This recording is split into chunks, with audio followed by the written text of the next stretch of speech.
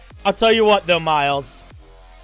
Because you're such a supporter, I'll do a different one just for you. Just for you. But next time you get your allowance, I want you to think about who you're deciding to be a member of on this YouTube channel. We're going to do Don't Step Under a Ladder. It's bad luck. I don't know if anyone will think you're unoriginal or not, but we'll go in a different direction. That's the superstition we're doing.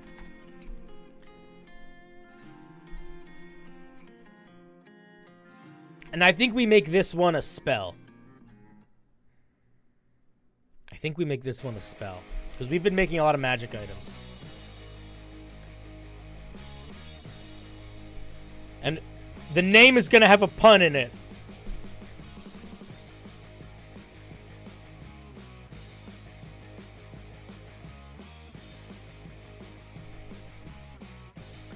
We're going to call it...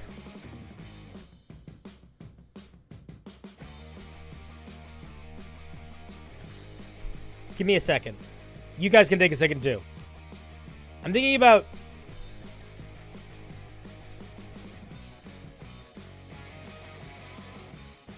We'll call it Head in the Clouds. We'll just call it... No, that's not a pun. That's a reference. God damn it. We'll call it Too Fast, Too Furious.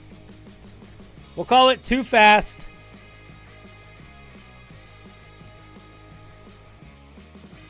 Too Ceiling. I don't know if that's a pun or not, but that's what we're calling it. Alright, it's going to be a bonus action.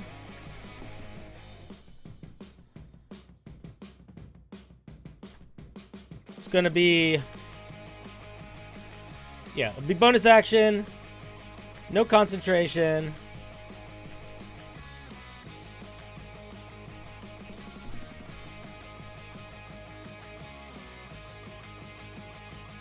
No. It's going to be a reaction. No concentration. Okay, here, check this out. Let me just see what the words are we have to follow. When an ally ends their turn under a... Ends their turn...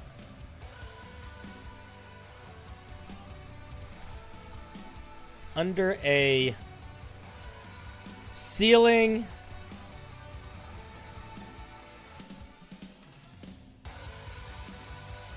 Not under the sky. I hate that wording, but that's what I want to use. When an ally ends their turn not under the sky. When a creature.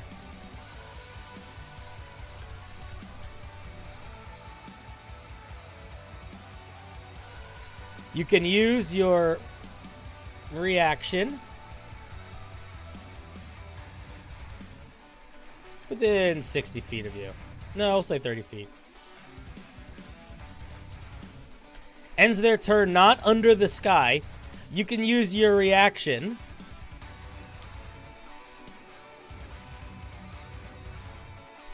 to grant them an additional 30 feet of movement they can immediately use. This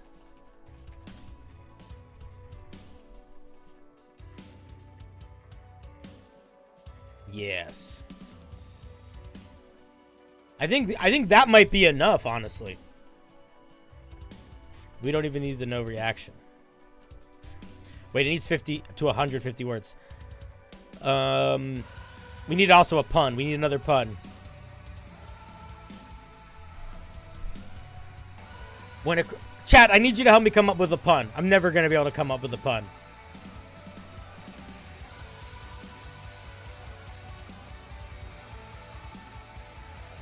When a creature within 30 feet of you ends their turn not under the sky. There could be a pun somewhere in here.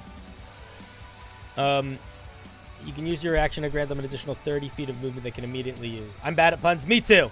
We're gonna say if you're bad at puns, fuck the person who said put puns in this, and we'll try to come up with something that might be a pun and might not be a pun.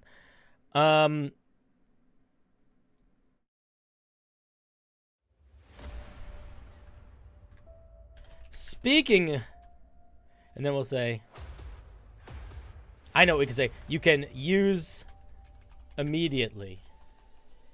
Check this out. And then you go, immediately, I hardly know-diately. There's a pun. Perfect. And then we'll say this one, we'll call this one Ladder Up. That's not a pun. And then we'll say this one. It'll be called Ladder. I hardly know her. Boom!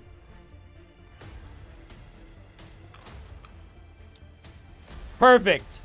All right. Chat, you have 10 seconds to finish. 10, 9, 8, 7, 6, 5, 4, 3, 2, 1. And Trodosio is the last person to get the piece in. Data, you came in just under the clock, buddy. All right, let's see what we got going on here.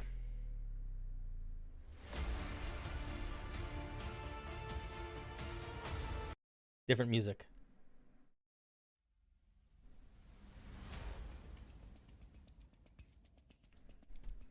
Okie dokie artichoke.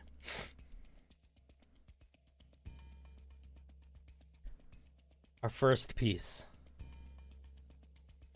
This was this was a lot.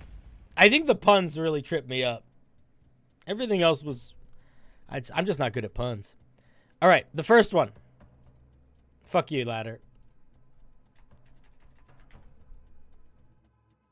Why are you so little? Get big. Boots of unhurried step.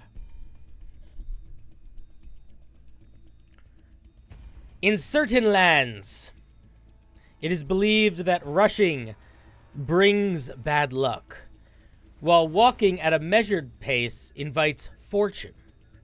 When traveling with a group, if you move at least your full movement speed, you can use your bonus action to touch a creature other than yourself, giving them +2 bonus to their next attack roll or saving throw until the end of their next turn, as they gain footing. However, if you dash, the opposite happens. You bring misfortune upon them, imposing disadvantage on their next attack, saving throw, perhaps causing them to misstep. I don't see any puns in here. Is footing and misstep intended to be the puns? I'm not good at puns. But neither are you. Tico, thank you for sharing.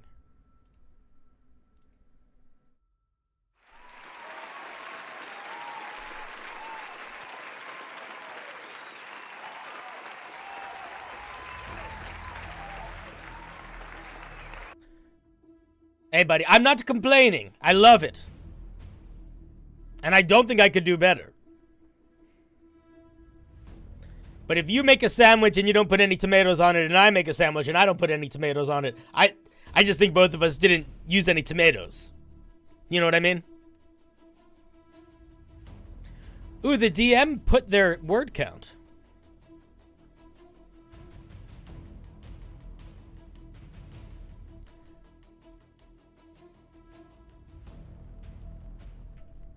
Land of the broken backs.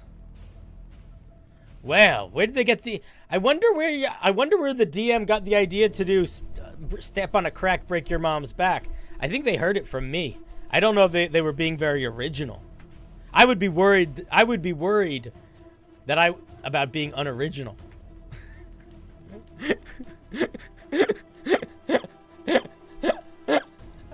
I'm kidding. Good night, Tico. Good night, Data. You're lovely. Thank you for stopping by. Love to have you, buddy. Oh, good night, Miles. Well, good night. Good night, Miles. Good night, Data. Oh, good night, Tico. Good night, Moon. All right, fine. I'm sorry. I got confused. I'm listening to very hype music as we're doing this, okay? Now, hello. Bando.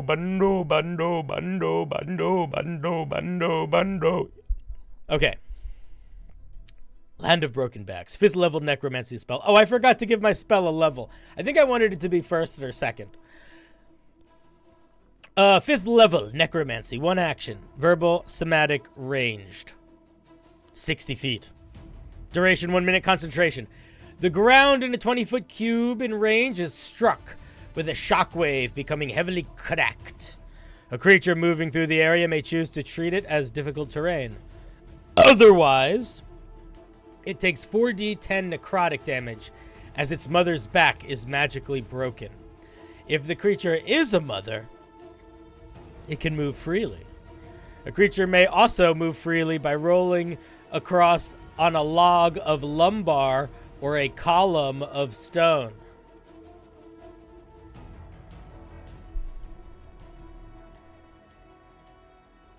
Why are these words bolded? Are these puns?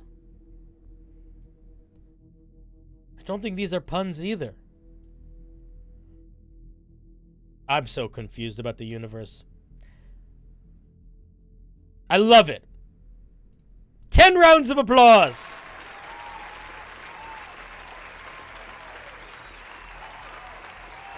Hear, hear. 3 pints and a new round of biddlewits. Get some tiddly tops from the old Banda shoot. Thank you for sharing. Next we have our dear Brent.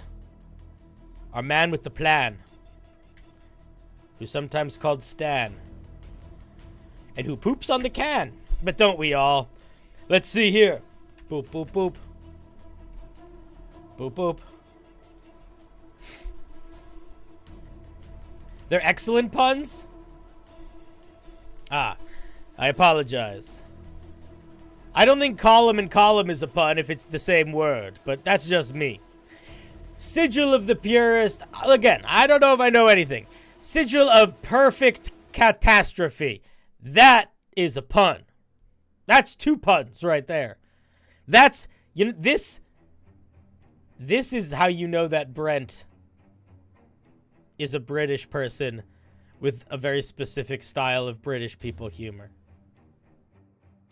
Because there's a very specific style of British people humor that comes with a secondary power, which is the ability to be very good at puns. It is not all British humor. There are other types of British humor that do not come with that ability. But it's a good ability to have. And you wield it well. A sword is only as good as a swordsman. And cheese is only as good as a rat. Alright, let's see. As a bonus action... Rats wield cheese? What are you talking about? As a bonus action, you can reduce movement for all creatures within 15 feet of you by half till the end of your next turn. When you activate this effect, all terrain is difficult for you until you complete a short rest. You cannot activate this again until the next dawn. Ooh, interesting.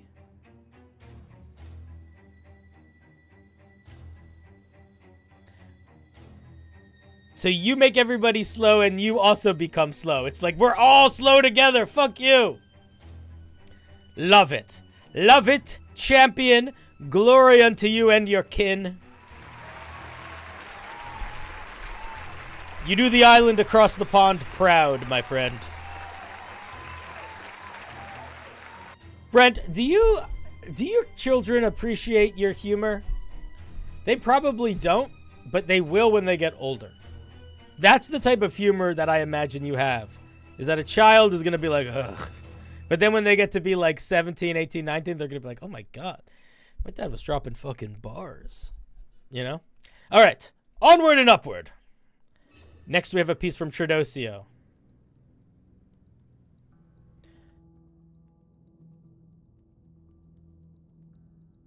Let's see.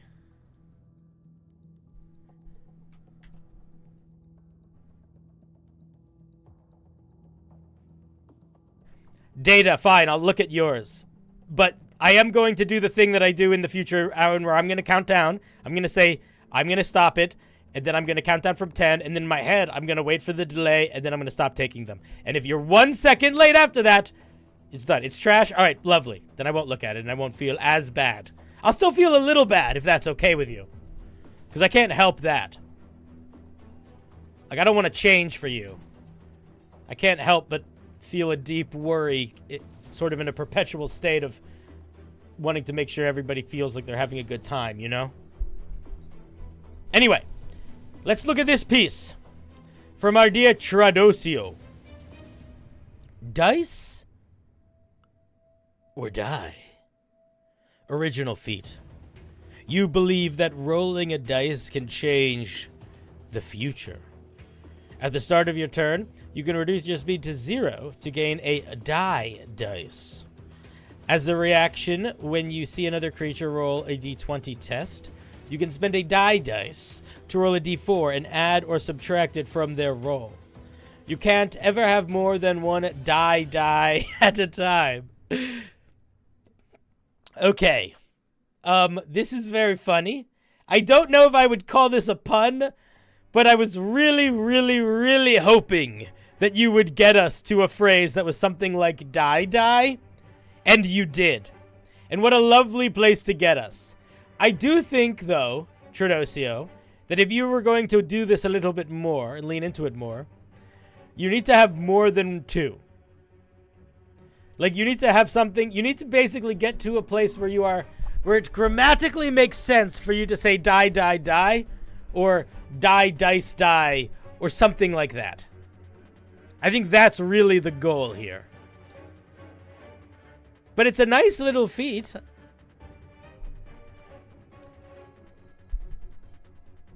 Round of applause! Oh, thank you. Oh, thank you. Oh, thank you. Thank you for sharing. Data, you sure you don't want us to take a look at yours? I will. I will. I do feel bad. When I saw that you were getting annoyed, I was like, oh, I don't want him to be annoyed. I want him to have fun. I'll do it. I'll look at it. Okay. Because I don't want anyone to feel bad. But when you have, yeah, life's hard, man. I don't know how to balance a stream where I do things strictly and then also try to make everyone feel good. That's why I don't like actual game shows where people win prizes, because I don't want anybody to lose. I just want all of you to lose together. You know? That's all I want. I want all of us to walk away together feeling kind of sad. And then we don't all win, but we all exist, which is something. Speaking of something,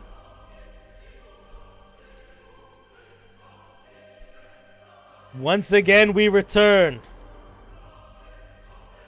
Hold close to those through which you care for, friends. When the wind blows, know that the wheel draws near. And only through its hallowed turning may we find peace, or be crushed below the spokes of eternity.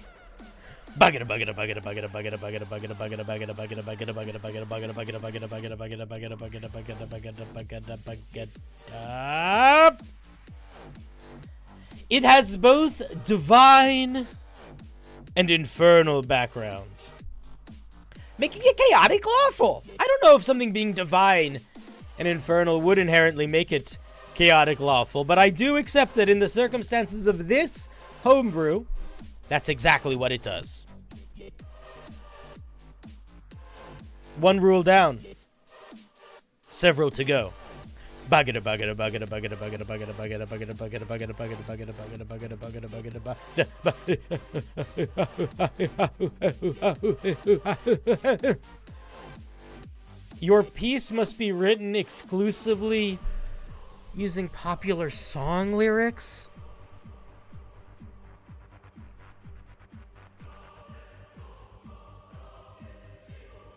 Okay.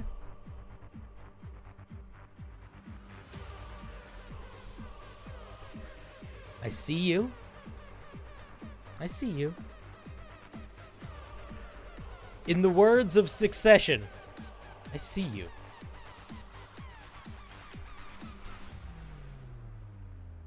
I think it needs to be a song that you could look the lyrics up online. I don't think it could be a song that you write for the purposes of it being homebrew.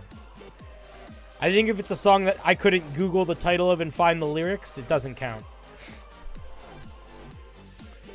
But if the lyrics are available online, I think it works. So if it's like an old folk song from the 70s, or it's like some like a weird 80s band, or some like old hip hop, I think it's fine. Still gonna be kind of hard. Literally, you cannot use, and you have to use, just to be clear, I'm gonna say this. You can't make the argument for single words. Like, you can't just like be like, oh, I wrote this because all of these words individually exist in a song.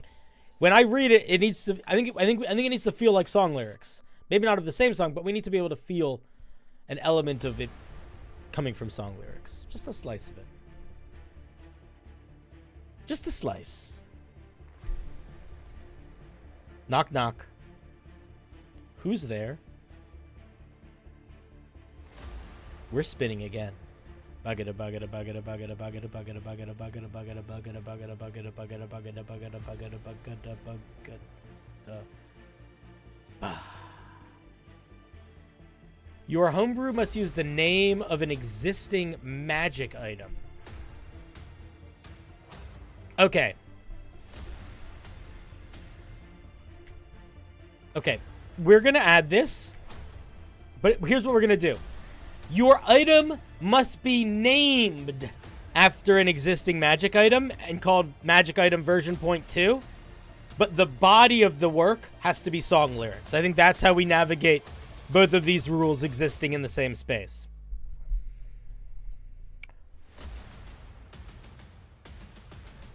Song lyrics is hard. Do we do one more rule?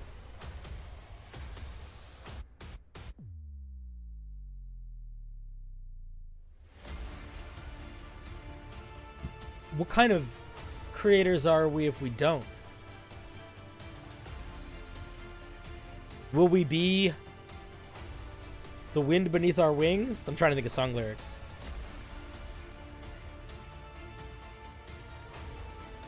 Is that mandatory or up to interpretation? Up to interpretation. I don't know what you mean by your question. But if you were to do the Flame Tongue Blade, your item would need to be called Flame Tongue Blade version 2.0. I don't think it necessarily needs to exactly be the Flame Tongue Blade, but you don't want it to be like a total non sequitur of a name. You wouldn't want to call it the Flame Tongue Blade and then make it like an item that makes you float really well, for example. It needs to feel like it works. But it doesn't need to do exactly what the item used to do. So as long as it feels like the title works for the item, I think that's what matters. Less so that the item is like the old item. The title just needs to work for whatever the new item is. So if you took for example like a pearl of power, could be a lot of things. It doesn't need to be related to spells, for example.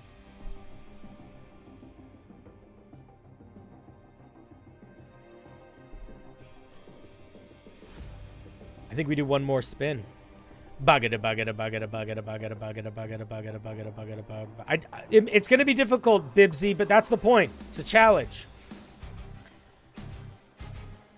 Your piece must involve a golem.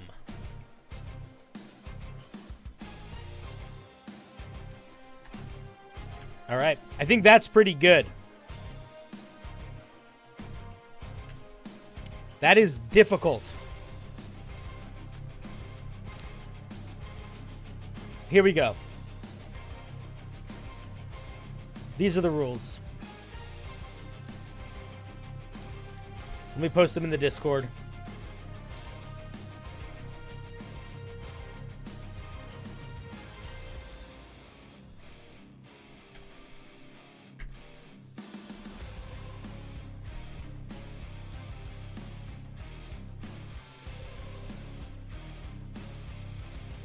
All right.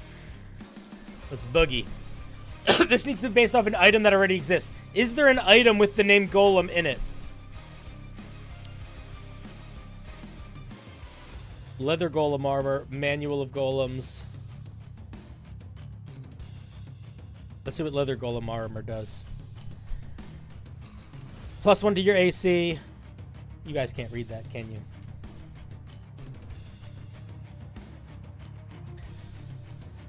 Immutable form, lightning resistance, and it's also cursed with golem stuff. Okay. I think we're gonna. I think that's our base.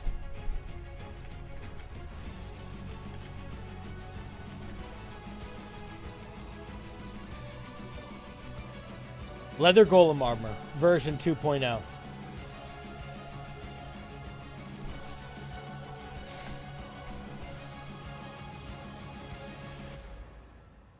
Okay.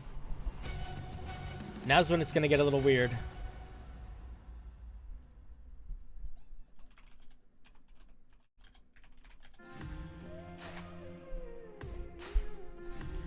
Song lyrics about armor.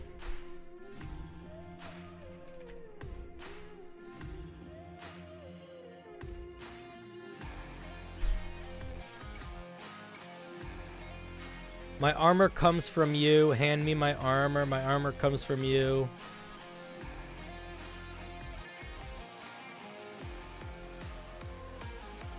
I mean, that could just be the flavor text. That's the flavor text.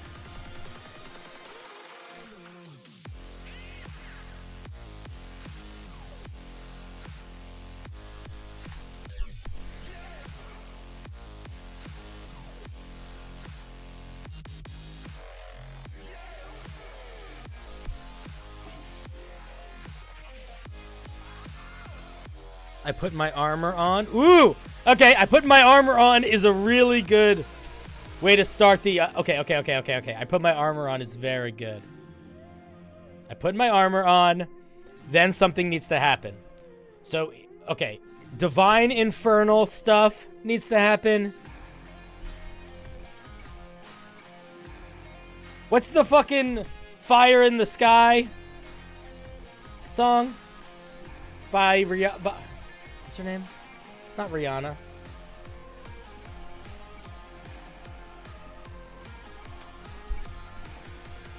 No. That's not it. Fire in the Rain.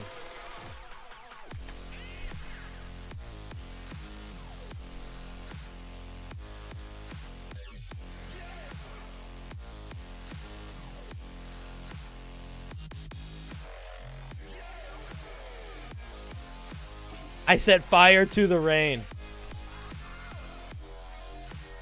Okay. I put the armor on. I set fire to the rain. So, when you don the armor, you set fire to rain. But maybe that's also sort of flavor. Maybe we could actually have something about damage.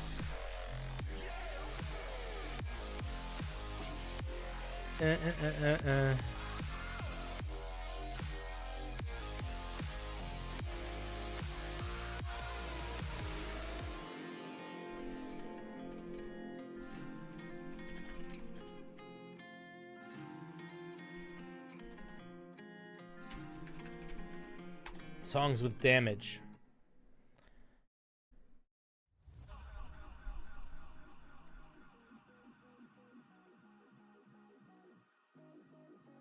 all your damage. Damage me, no. Damage incorporated, no.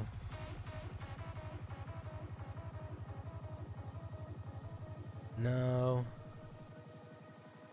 No. Brain damage, no.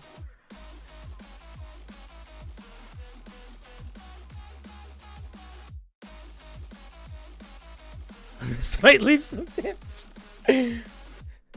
That's kind of funny. I want to do deal. I'm trying to get the phrase deal damage. I don't know if that's going to be a thing I could find. Oh! Wait a second, wait a second. You know what we can do? Let me just do this first.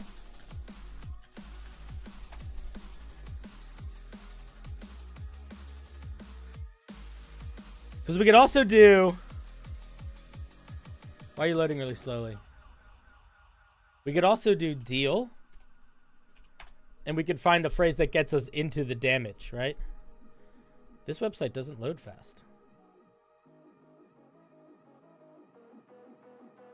Okay.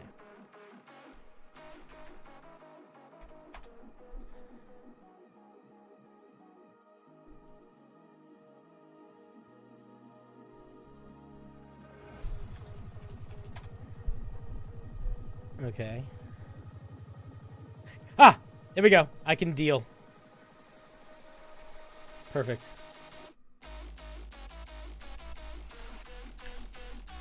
I said fire to the rain. I can deal. We need a phrase. Some type of damage. Fire damage. Oh, if fire damage is a phrase that we could get in this, that would be sick.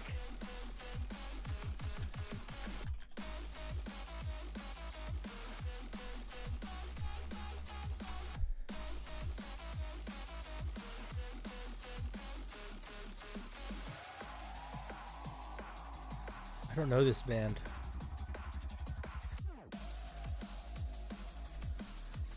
Fire damage?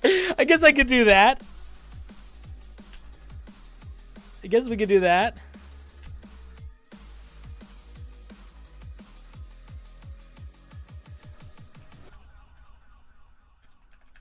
Deal fire damage. And now we want to get something. Now we want to get some of the divine. We want some of the divine. So I think for the divine, ooh, Justin Bieber. For the divine, I think we do.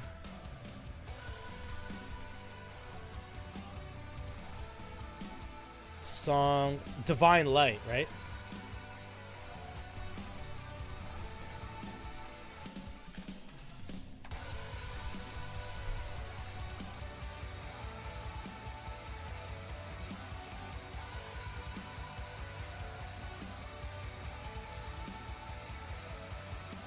Oh, a path of searing light. Wait a second, wait a second, wait a second.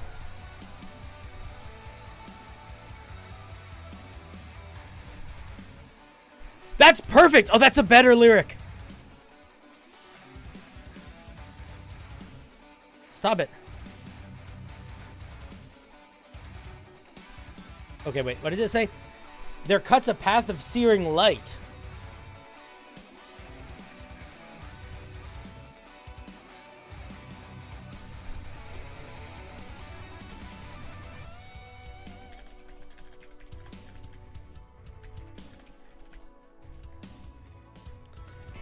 Okay, that kind of works. Madaloon! Okay, Madaloon, you've come into a weird stream. This is Homebrew, the D&D Homebrew Challenge stream. People sent in a bunch of weird rules, and we have to try to follow those rules to make D&D Homebrew. How are you doing, buddy? I hope you're doing well. The rules that we're trying to use right now is the Homebrew that has to have divine and infernal background. It has to be written using exclusively song lyrics. It has to be the name of an item that already exists.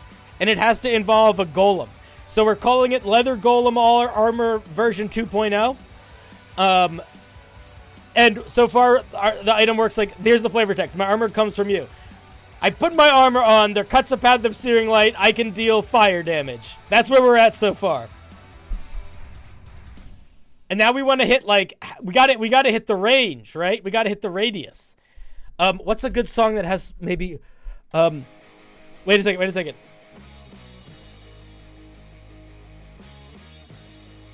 I would...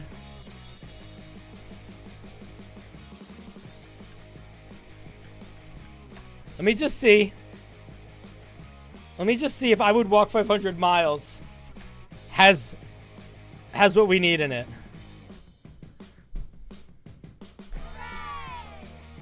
Rezik, thank you for the prime.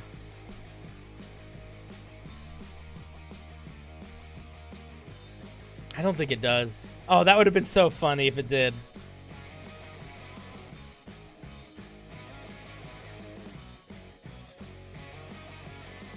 Okay, that's not gonna work. That's not gonna work. Dang it! Oh, that would have been lovely. I know how long... Okay,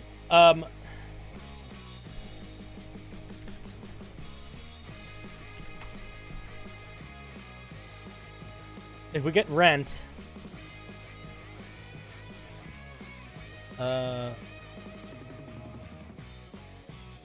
is the song Rent? What's the song that goes 525,600 minutes? Moments of love. What's that song?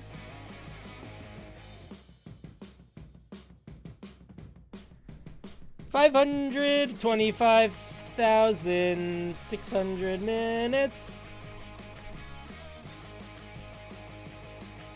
Seasons of Love.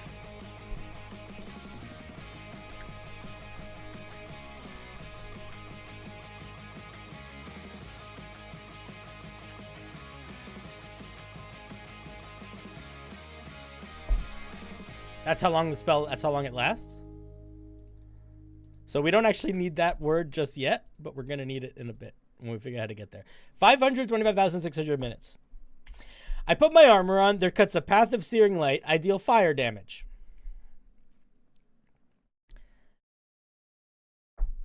Okay. What's a song about, like, my enemies burning? Is there a way to put that? How do we put that into...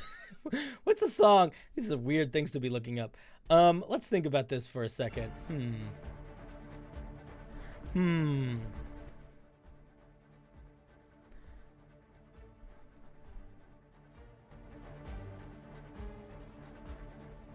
Heaven's Fire by Kiss?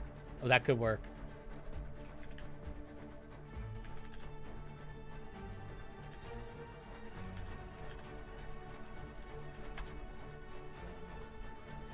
I was using... Okay, I was looking at Set Fire to the Rain earlier. We go back to it now.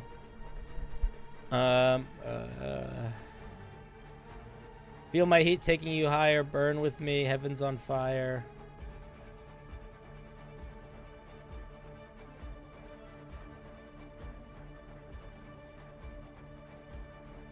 No.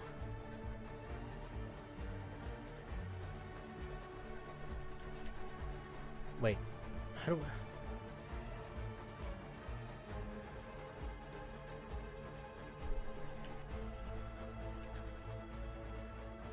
Okay, this is sort of cheating. Everyone around me. Surely there's the phrase everyone around me in a song somewhere, right?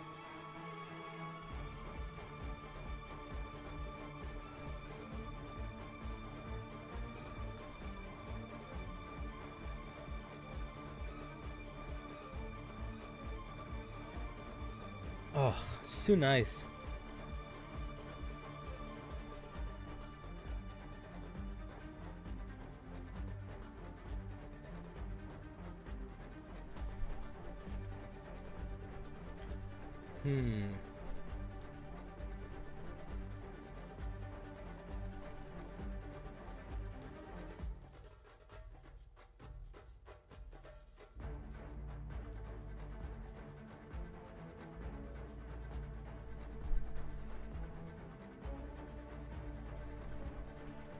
Why does the song go, "This girl is on fire"?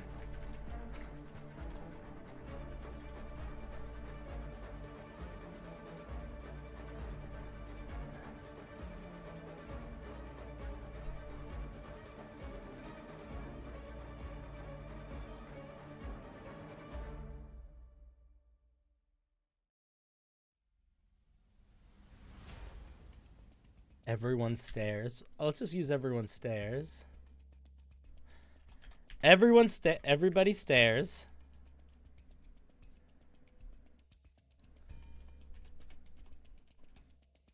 For 25,600 minutes. What if it's that?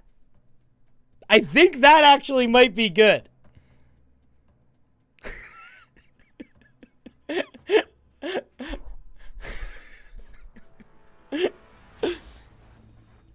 Tell me I'm wrong, but I think that that's not bad. I put on my armor. There cuts a path of searing light. I can deal fire damage. Everybody stares for 525,600 minutes.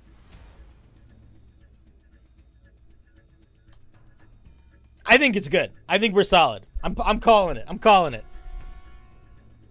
It's got the divine and the infernal. It's got searing light, fire damage. Everything is song lyrics. It's not at all what leather golem armor used to do, but it does have golem in it. It is still technically armor. So it could, in theory, be like golem adjacent. I think it's good. I think we're solid. I'm calling it. We're done.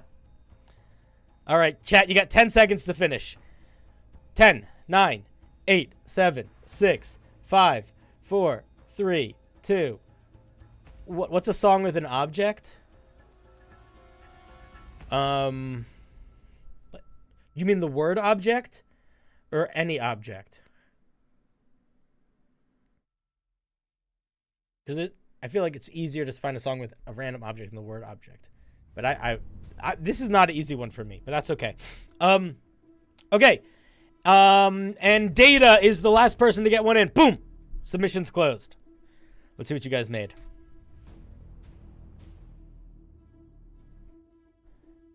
Our first piece comes from us by the DM. Again, dude, DM, you have gotten it in for the first piece for every one of these so far. That's pretty cool. I think I did really badly here, though, by the way, also. I think all of yous are probably did better. All of yous. Whoa, don't do that. Okay. Oh, this is like, I gotta adjust the formatting a little bit. Okay. Oh, the music's so intense. Oh, yeah, we're not. You're just gonna, those are just gonna all be off screen a little bit. There you go. Songs. Coin. Okay, music.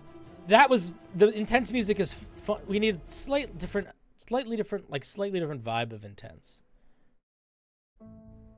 Yes, thank you, music. Coin of decisionry. Coin operated boy. You change your mind like a girl changes clothes. You're my golden star. You make me feel like I've been locked out of heaven, like an angel straight out of hell. Oh, Grey Warden, what have you done? 1, 2, 3, 4, 5, 6, 7, 8, 9. There are 10. But I can do a lot with 15 minutes. Hold the die. Your turn to roll. Wow! That is cool that you got that in there. D4, result. Number 1, the devil wears a suit and tie. I saw him driving down the 61 early in July. 2, you're no saint. You're no saint. Yeah. 3, I'll stand up and fight because I know that I'm right. 4, you trade your legs for angel wings. Damn! This is fucking good. Jokes aside, this kind of works. I mean, it doesn't work super well, but it works so much better than mine. Like, there is a magic item in here. This is just good. Like, to be completely honest, who was this? This was Miles. Miles, I'm going to be straight with you. This is more of a solid concept for a magic item, both in terms of what it's doing, but also its execution, than a lot of homebrew people send me. Straight up. This just works. That's crazy, dude. It's a little weird. Like, some of these things would be like, I don't exactly know what we'll do with when we roll a number 1, but I kind of know what I do when you roll a number 2 or a number 3 or a number 4. I was so panicked I read my whole thing, then realized it was exclusively song lyrics. It's okay. Oh man, that's great, dude. Very nice.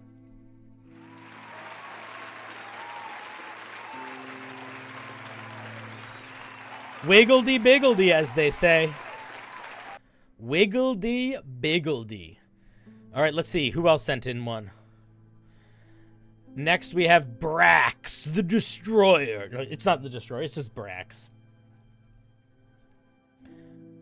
Absorbing Tattoo, version 2. Let's give her a gander, shall we?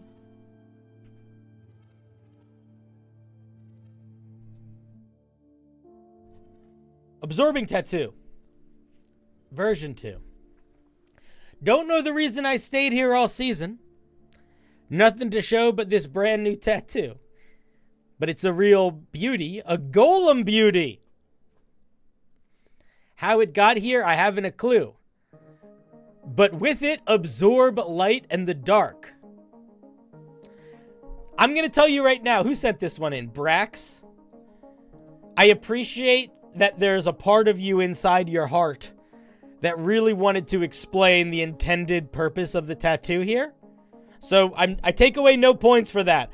I'm not counting this as part of the item. This is your note. But if I can speak bluntly to you, and to only you, no one else will I speak bluntly to. Everyone else I'm speaking very sharply to. But to you, I actually think it is more interesting without the clarification. Straight up. Because it absorbs light and dark, I also think could be interpreted in not specifically resisting radiant and necrotic damage, you know? Like it could literally, like if you didn't have this, I think it would also work perfectly well. And I would think it was a tattoo that absorbed light or darkness. Holy shit. Okay, we're going to look at the other ones of these, but this is teachable moment. Teachable moment. Whoop, whoop. Teachable moment. Whoop. Teachable moment. Teachable moment. Friends. Friends. Do you know what I just realized? Holy shit. Holy moly. Wait, this is not the right song. We need like victory.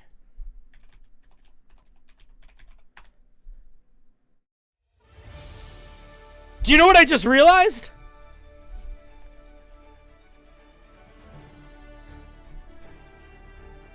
This is such a cooler way of giving players magic items than just having them know exactly what they do. Like, jokes aside, if you wrote out how your magic item works, but then when you gave it to your players, you kind of wrote it like this weird cryptic parts of poems and song lyrics, and they had to use that as like the clues to figure out how to use their magic item and what their magic item did. That would be so friggin' cool. Like genuinely, if you had a magic item like this, and you cast Identify, and this was the information you were given, I think that would be so fun. That would be so fun. I think it's a really good idea. Clip it, note it, mark it, something. Don't forget this. Write it in your notes, chat. This is genuinely a really, really good idea. Like, maybe not exactly like this, and, you know, maybe you got to find the right circumstance for it, but, like, hoof, magoof. For Arcana checks, for like, if you aren't fluent in a language, and the clues are written in some other language, so you're given it in this sort of, like, there's all sorts of misinterpreting you could do, but to take the behind the scenes work that you as a dungeon master would do to make this, and to have that be you literally pulling song lyrics, I think genuinely builds something interesting and mysterious. Like, that's crazy. Such a good idea. And the idea of limiting yourself when you're writing it to song lyrics is going to force you to make it really weird in how it's written, in a way that's not going to sound like you wrote it to try to sound weird. It's just going to be authentically weird. And that's going to be, it's going to work so well. Oh my God. Fucking glory unto us and unto our children, you know? All right, but there's more of them to look at. There's more of them to look at. We have one from Brent. Let me grab that. Music, you're too scary. You're supposed to be more just like a little suspenseful. Just a little suspenseful music. We don't need scary. Big rock stars. You and your fucking puns. Can't stop, won't stop. If you ever want someone to feel like they're dunking on you, it's have them do this with the title after you literally floundered to make a pun for 10 minutes. That's a dunk. I don't know if it's an intentional dunk, but it's a successful dunk nonetheless. All right, let's take a look.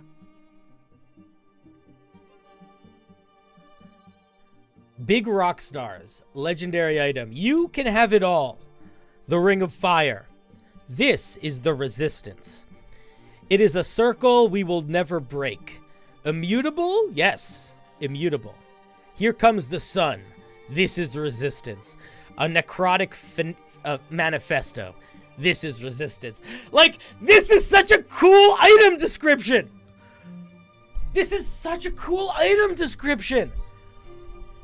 Imagine if you went into a dungeon. Imagine this. Okay. Imagine you are, okay, like picture it. You're in the dungeon. You're going through the adventure. You're fighting creatures and stuff. There's like a weird cult or something. You kill them. And you find the priest of the cult was wearing this strange sort of like shattered rock looking ring. And engraved in the ring is this phrase: you can have it all, the Ring of Fire. This is the resistance. It is a circle we will never break. Immutable, yes, immutable. Here comes the sun. This is resistance. A necrotic manifesto. This is resistance. Or like that written on a spell book? Oh my God! That's such a... It's stupid how cool that is. Fuck. Very cool. All right. Next, we have a piece from our dear Josiah. I think I have to close my window. I'm realizing I'm yelling. 1 second. It's starting to get a little late. I don't need to be yelling. My window open. Okay. Oops. All right. Next, we have this piece from Josiah.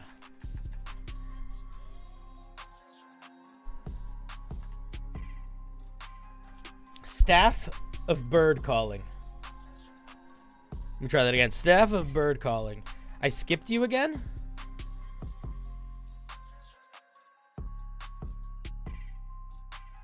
No. You're next, Bo. You're next. You're jumping the gun of fear. You're jumping the fear gun. You're in Tokyo? That's really cool. Holy shit. Wait, I don't know if I've ever had anyone that's been watching from Tokyo before. That's so cool. Dude, that's crazy.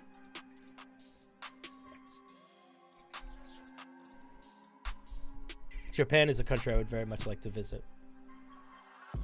At some point. I would want to go with somebody that spoke more Japanese than I do. That's crazy. Okay, wait, sorry, I got distracted. This is the Staff of Bird Calls. Birds came flying from the underground. Speed of sound. Oh, no, that's the title of the song. And this bird you cannot change. They laid golem eggs, and your bird can sing. Again, it's just interesting. Like, that's great. You said I tried, okay? You know what, man? You know what, man? 1 second.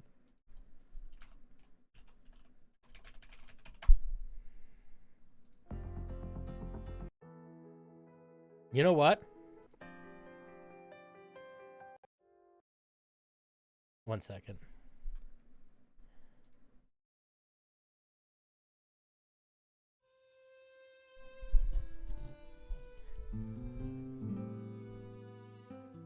Josiah. You did more than try, my friend. Now, we often try. We are a trying bunch. Sometimes for better and sometimes for worse. But in a circumstance like this, it is time for you to dissuade yourself from self-defensively worrying. You do not need to tell us that you try when you try. We know you try. And in a circumstance like this, this is good. This is very good. This is better than I did. We know you tried okay.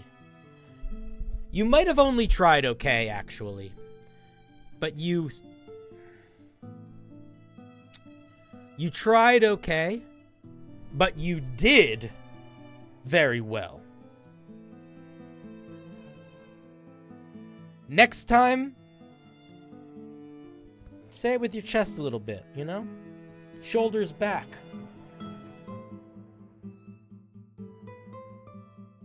If you want to have the posture of the champion that you are inside you, not physically, maybe physically, but spiritually as well, walk like you're wearing a cape. Okay? You might not be wearing a cape, Josiah. I rarely do. But you walk like you're wearing one. You walk like you're wearing one. Okay? Okay. Weird energy this stream, Cinder. Yeah. That's how we fucking did. Alright, that was very lovely. I forgot to give you a round of applause. Because I had to do a whole speech.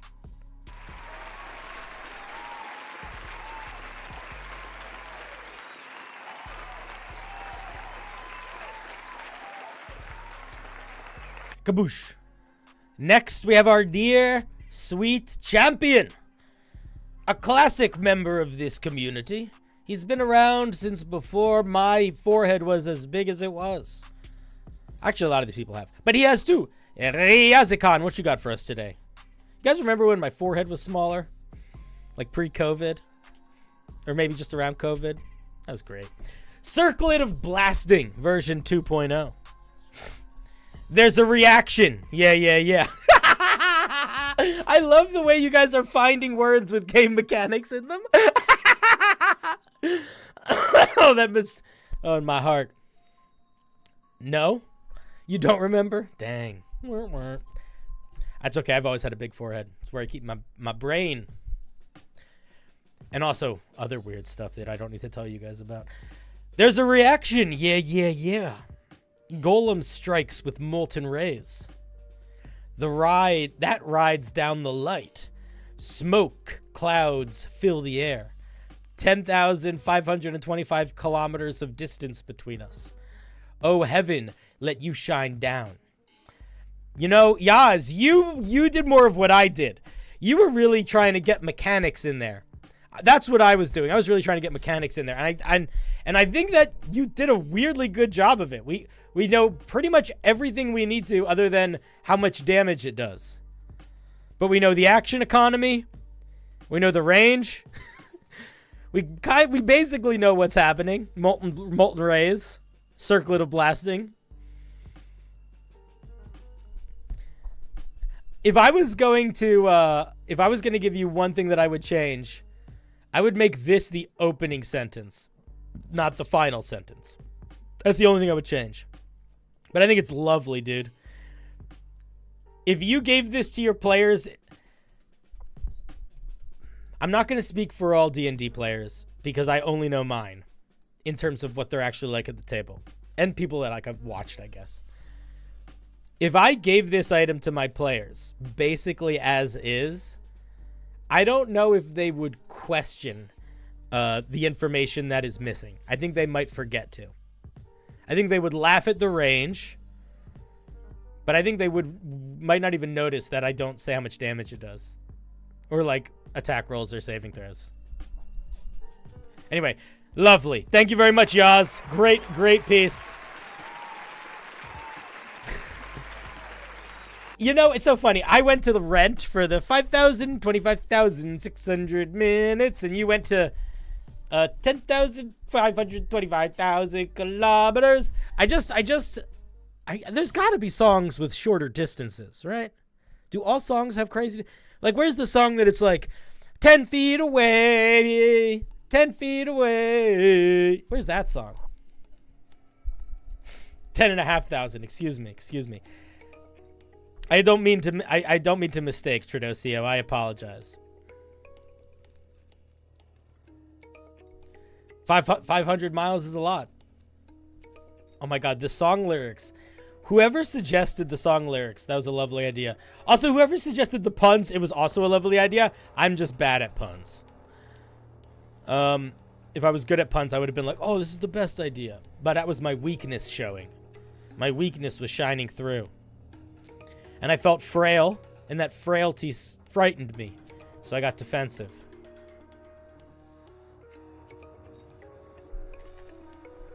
Next week, ooh.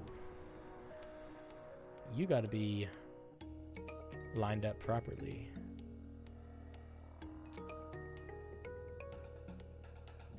Next we have Golem's Gray Bag of Tricks.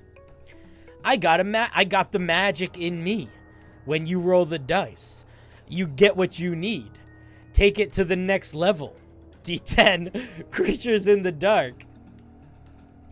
Everything in a gray bag. Why is that crossed out?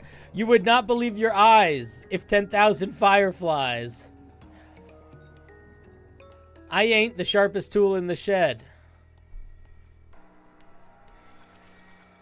I got the magic in me. When you roll the dice, you get what you need. So you roll a d10, and you either get creatures in the dark, or 10,000 fireflies, or nothing, basically. Right? I think that's what's going on here. That's what I think this is. It's a bag of tricks, but you get new things now, where you get creatures in the dark and 10,000 fireflies, or a very dull tool. Lovely. Champion. Glory unto you. Who sent this? Tradosio. Tradosio, this is very funny. Oh, D10 creatures. Oh, I see. So you either get D10 creatures in the dark, D10 10 million fireflies, or D10 dull tools. Very fun. You get way too many fireflies or a shed. I gotcha. Thank you. Oh, D10 creatures, then everything else listed. So you either get D10 creatures in the dark, or 10 million fireflies, or a pretty mediocre shed. Or a shed with at least one mediocre tool within it. Yeah, this was a hard one. Thank you, Tradosio. That was fun. I also am not 100% sure on this.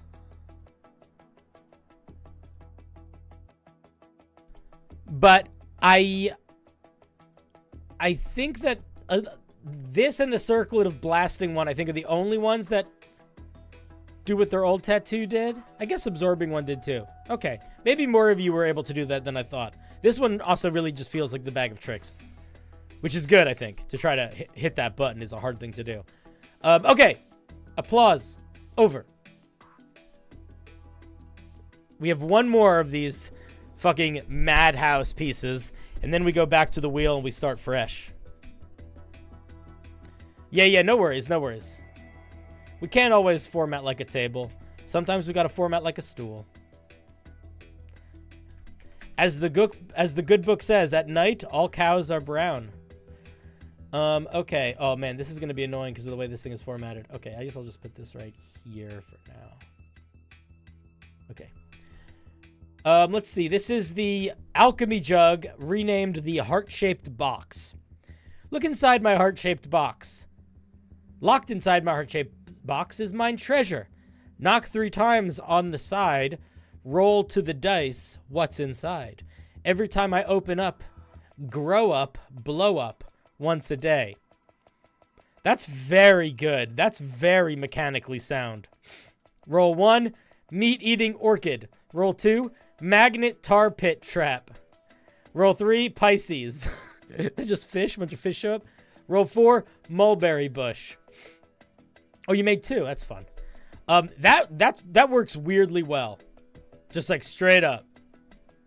Let me look at my first. Oh, it's your first monk homebrew. We have to look at it if it's your first monk homebrew. I found monks dull, so I made this brew to sharpen. Oh, this is just something completely different. All right, I think this is just something different. I see.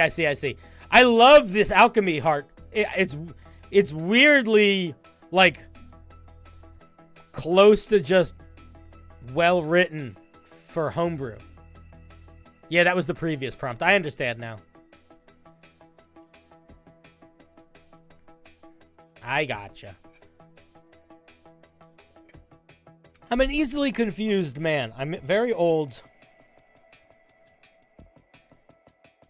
And I live in the shadows. Anyway. Oh, that was gross, Cinder. Speaking of living in the shadows,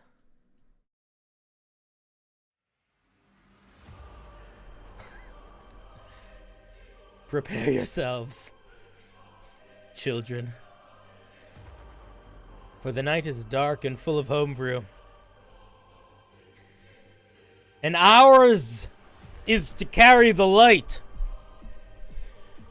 We are the shield against boredom. We are the bracers of engagement. We are fun. And we shall bring that fun to you.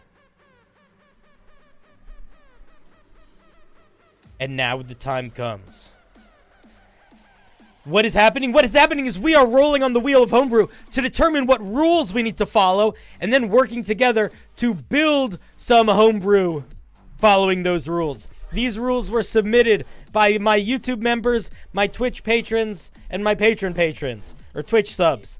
And you just came in just for a new one. So you're just in time. Knock, knock. Who's there? Spin 1. First rule. Let's see. Bug it. If you ever come to Tokyo, there's an amazing Warhammer store in Akihabara. I would love to. I've never been to any Warhammer stores. Not even an amazing one.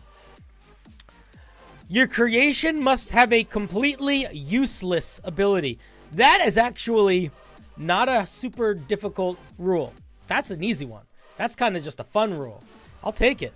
I'll take a fun rule. That's like flavor text rule. Rule 2. Bug it. What else? What other rules do we need to follow? Bug it.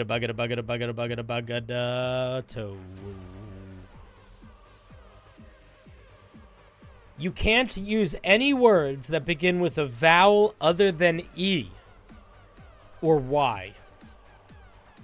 All right, I'm just going to copy, not the whole thing, just that part.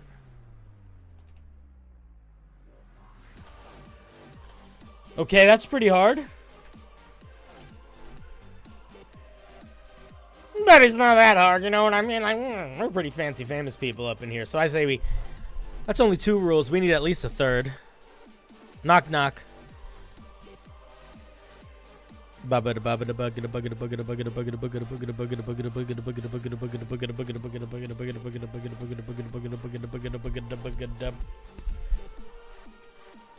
Your brew must come in a pair.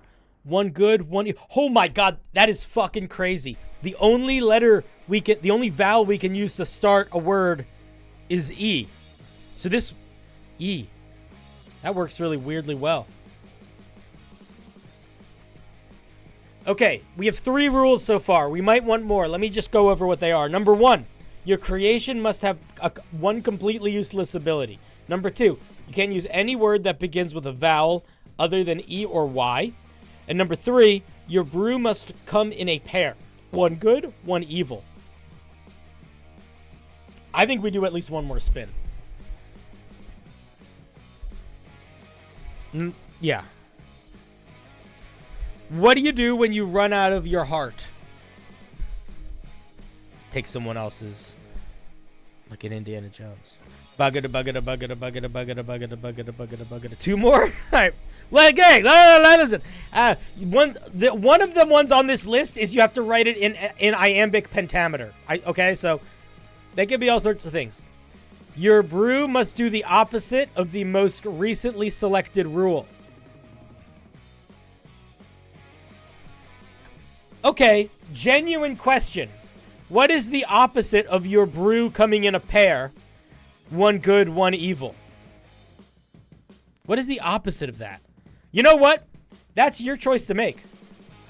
We are not here to clarify the rules. We are here to follow the rules. Interpret as you will, friend. Interpret as you will. I don't think there's a specific right or wrong answer here. What I do think is that is 4 rules, and I think we need a 5th. I think we need to step it up a notch. Mama needs a new pair of ice cream boots. What did you do when you needed corn? You plowed and you sowed till the early morn. Buggada buggada buggada buggada buggada buggada buggada buggada buggada buggada buggada. You don't have ice cream boots where you come from? Buggada buggada buggada buggada buggada. Ooh, it says limit. It's gonna say something. Limit yourself to words that are 2 syllables or less. Okay. Now that's a challenge. Now we're cooking with ice cream. Which we need the ice cream boots for. That's 5 rules. I feel like a 6th might be pushing it. This stream is great English practice. Brother, that is so nice to hear. I love that my stream is English practice for people. That is so fun. I wish I knew another language well enough that I could watch a streamer in another language that I liked and then I could learn their language more. But I am a dummy-dumb, fart, poopy fart. And I don't speak any other languages other than every other language ever written or conceived of by man. But I don't like to prove it. But I do speak every language. Cinder, you kind of took a 180 there. Yeah, well, I forgot the lore for a second. Sorry. The rules are as follows. Let me grab them, put them in the Discord if anybody wants to submit their own piece to share.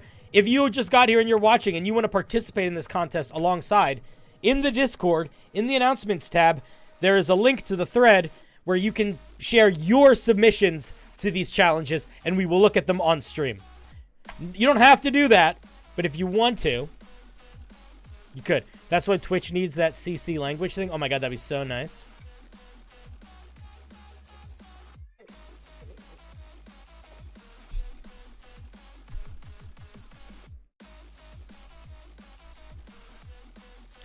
I would like it if people asked about ice cream boots more in the chat, personally, so.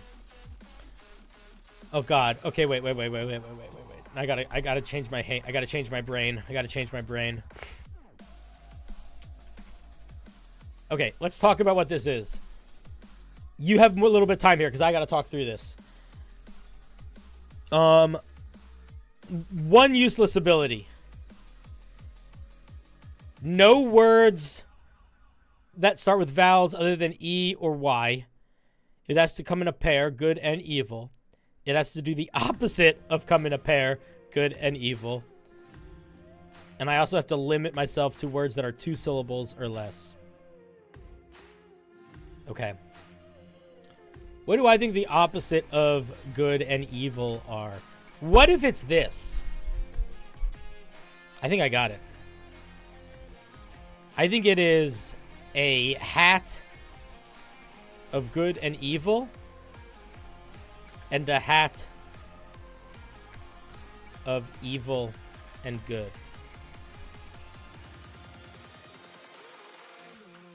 Wait! We can't have the word and or of.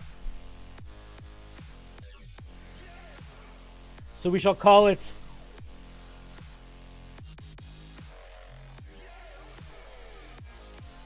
woe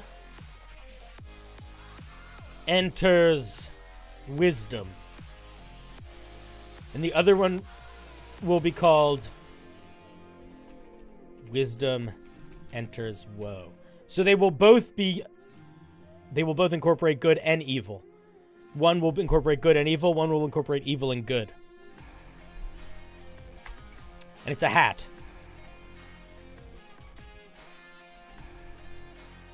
Why are you typing weird?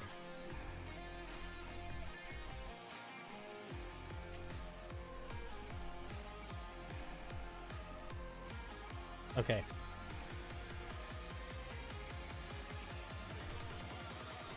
Magic hat.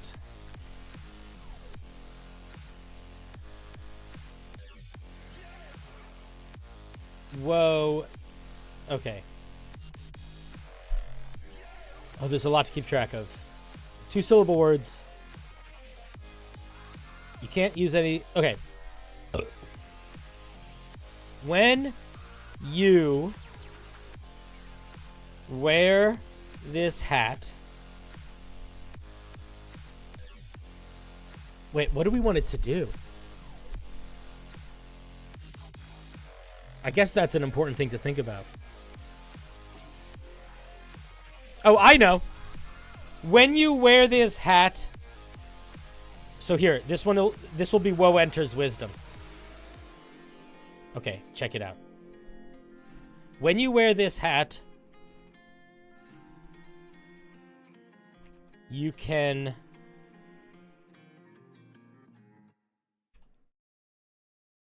doff it. You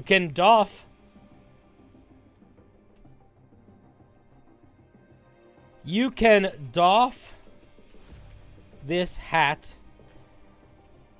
to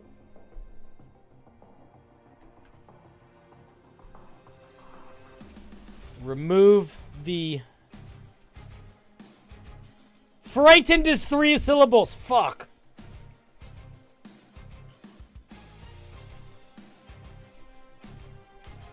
To end a frighten effect. Does that count?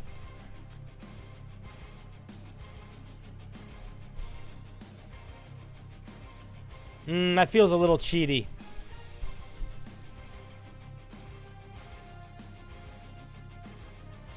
Also, A isn't a word that we can use.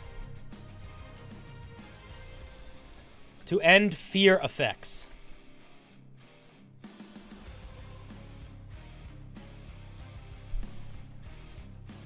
That's woe enters wisdom. When you do, you gain plus... I'm just +3 to your next... Fuck, I can't use insight. Can't use perception. Wisdom skill check. That's the hat. Okay, that's 1. You can do this. I can't say once per day because I can't use the word once. You can do this 3 times before. You can do this 3 times. You can... Wait.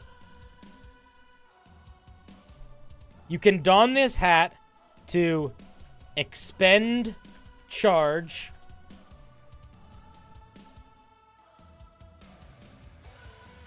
What's... How do I use the word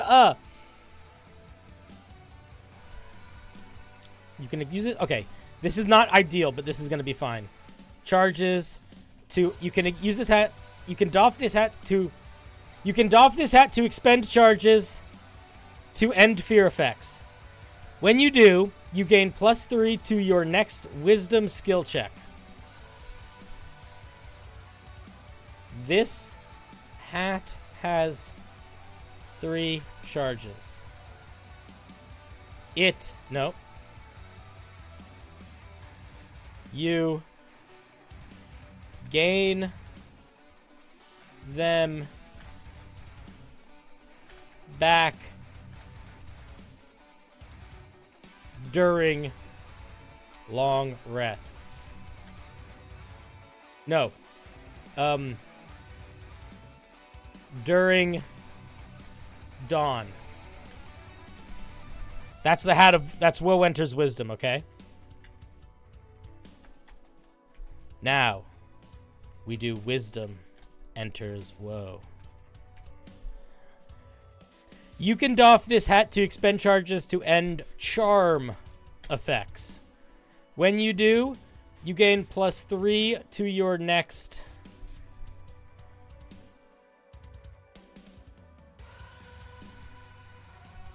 Maybe I changed literally nothing else. One of these should be midnight.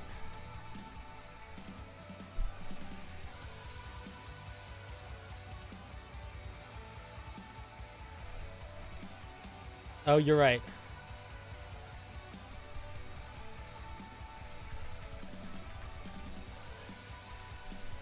I think that's good.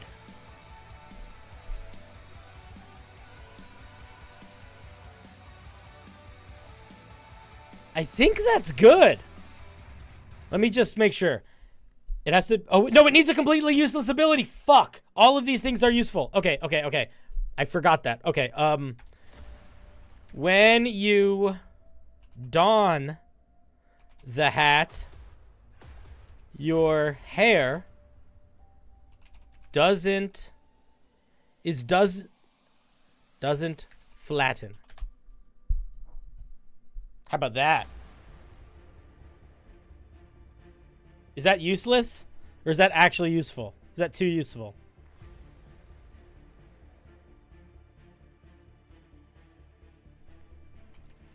Your head becomes covered. How about that?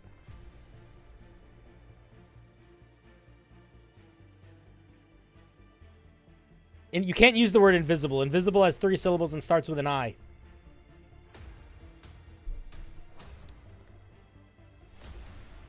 Invisible has 4 syllables. Okay. I think that's it. Okay, wait. Completely useless ability. Your head becomes covered when you put the hat on. That's nothing. No words that start with it. Any vowels other than E's or Y's. Yeah. It must do the opposite of the rule before. I think I did that by just making the being opposites of each other. And you have to limit yourself to words that are 2 syllables or less. Okay, I think that's good. I think that's good.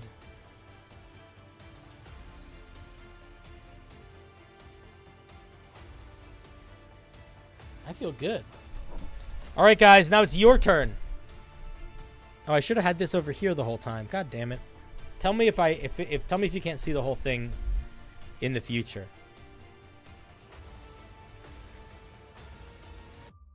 Okay. Boom. Woe enters wisdom and winter enters woe. Behold. No words longer than 2 syllables. No words starting with vowels other than E or Y. A completely useless ability. Good and evil. As well as evil and good. Let's see what you come up with. I'm going to give you 10 more seconds. 10, 9, 8, 7, 6, 5, 4, 3, 2, 1. And I believe, because I'm talking slowly now, that name Josiah, if you get it in right now, it'll still be in, but if you don't, it's out. Because I counted to 10 already. You're still typing. You're still typing. You're still typing. All right, I think you missed it, buddy. That's okay. No worries. No worries. You'll get into the next one. No worries. We're all here for the thrill of the chase, you know?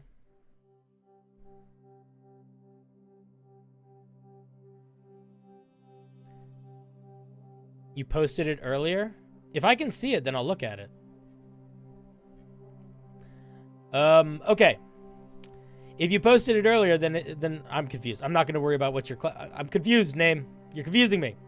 All right, we're starting with Tradosio. The ever-even wand. I don't know why it's not letting you copy-paste, but I'm not going to hold up stream for it. But I love you, and I'm sorry that it's not copy-pasting. Just type it into Discord. If you're writing it in Google in Notes, just write it in Discord. What's really the difference at that point? All right. The ever-even wand. The ever-even wand was forged by those who worship the neutral god of balance. Tradosio. That's the letter O. Come on. When the wielder deals damage to creatures with this wand, the wand heals the target for the exact damage dealt. When the wielder heals creatures with the wand deals force damage equal to the hit points granted. I mean, other than the O there, it is fairly perfect. We can't all, you know, a blemish. This just brings you down to humanity. This just brings you back down to the rest of us.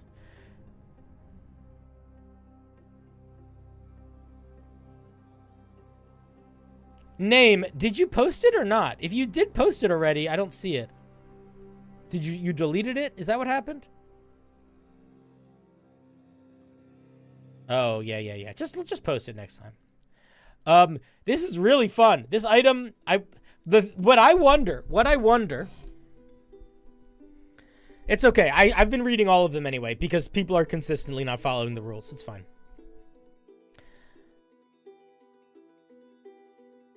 What I wonder is if there is a way that you could make this do stuff. Although I guess the wand doesn't come with any inherent ways to heal or deal damage. Would it count as your arcane focus, maybe?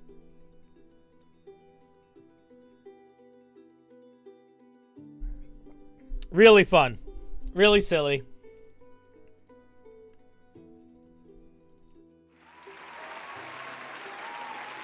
Thank you. Okay, so it could be an arcane focus. Got you. All right, next is Data. This is a feat with the theme of two wolves inside you, in a pair and in an opposite pair. This is called Divine Mode. Ignore the thing on the left. Evil and good extrude from within your body. You were trying to, you were just trying to get extra E words in. During the morning. Is that the best way to write after you finish a long rest? Probably. During the morning, choose one. Eden. When hit points exist at full, you can live. Hades. When you fall to 0 hit points, you succeed 1 death saving throw.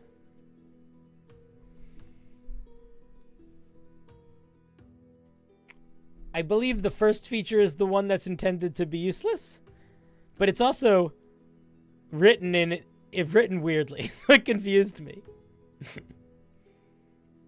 Choose one. Oh! Succeed one. Oh! Ouch!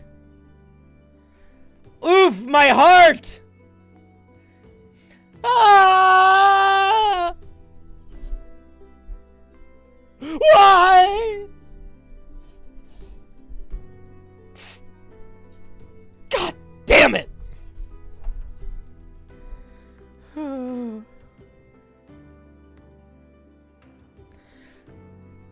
Every year, the last cherry blossom must fall.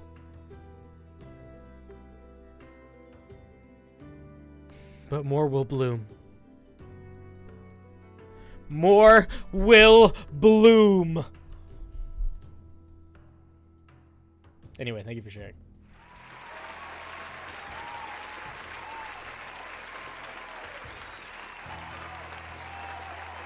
Not a bad item, just auto succeeded death save. That's a fun little sort of ribbon feature item. That's an item that players are going to forget they have until they really remember.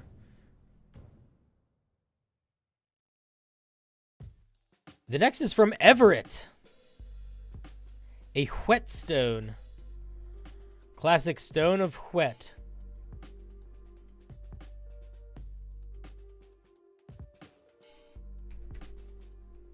Oops, that's just Googled it. Forgot it was text. There we go. Ooh, what was that burp, dude?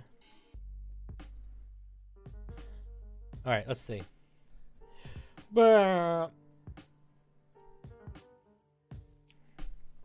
Dude, we all took your L together. That hurt me in the heart. These all hurt me in the heart, especially when they're good. Whetstone, common. When you bond to this rock, you can't stop being bonded to this rock, which put in the ear.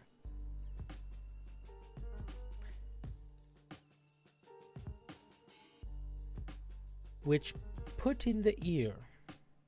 While bonded with this rock, the rock tells you when liquid you can see wet, not wet. I believe Everett has really sacrificed sentence structure here. I think Everett maybe... Did you just write it properly and then erase the words?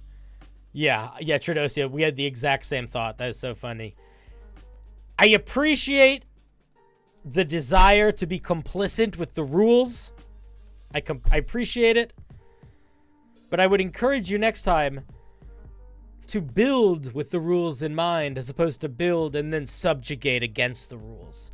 If you take a plant and try to force it in to a box that doesn't fit its size, the plant, it may die. But if you take the seed of that plant and you put it in the box of that size, its roots will adapt so that it fits within the plant box size until it gets too big. But it won't immediately die. Don't let your plant immediately die. Evil whetstone. When liquid wet, this stone will whisper the word moist to your ear. I think a lot of people would look at this and be like, yeah, this is a really evil whetstone. That's gross. That's a gross thing to do. Don't do that, please. Evil.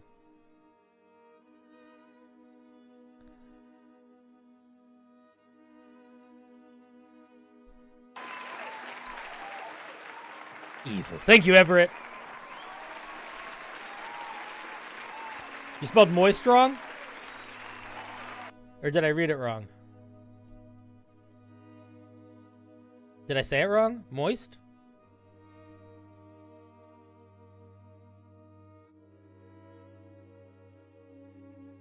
Is it too many syllables? Moist. I think it's only two. Moist. I don't know. Oh, you're just, I understand. You're just lamenting the word. I misunderstood.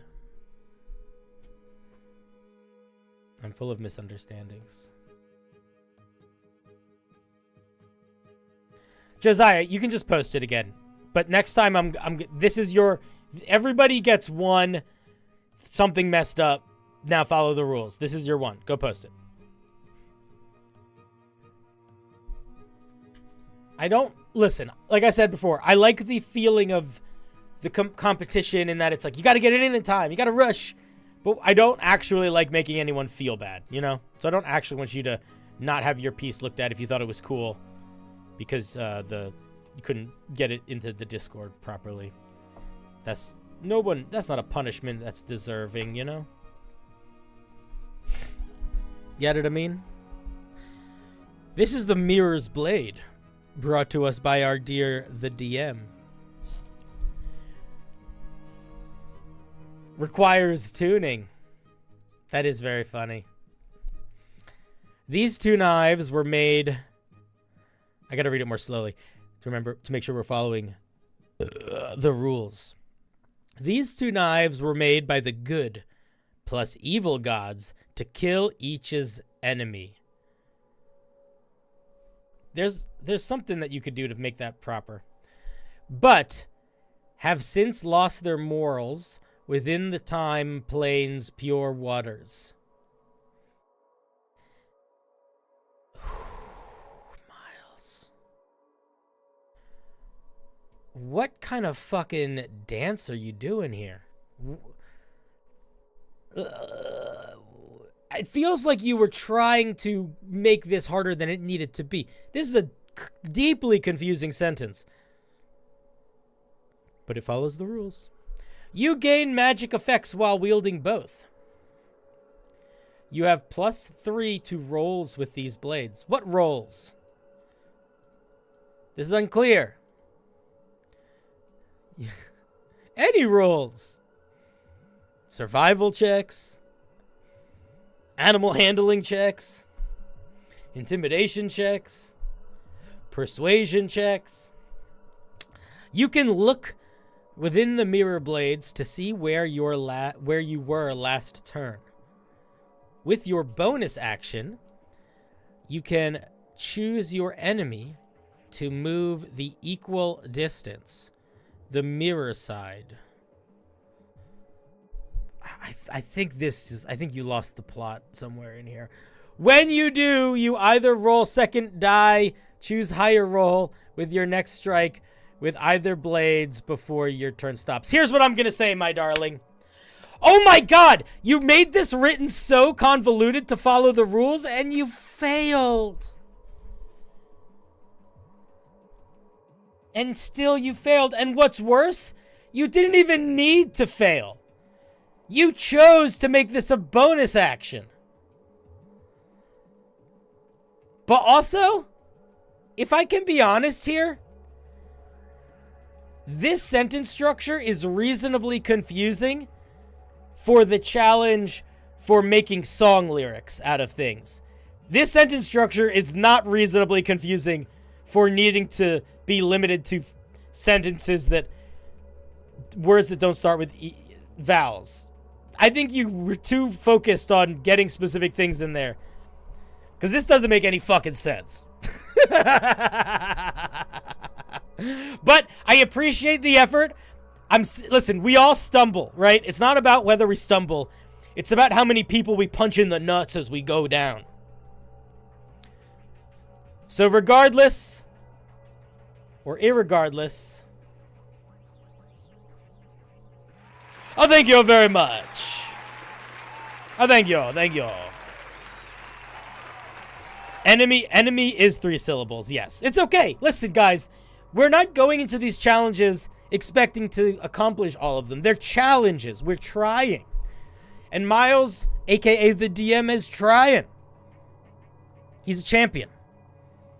The amount of times we fail today has little to do with the champions that we are.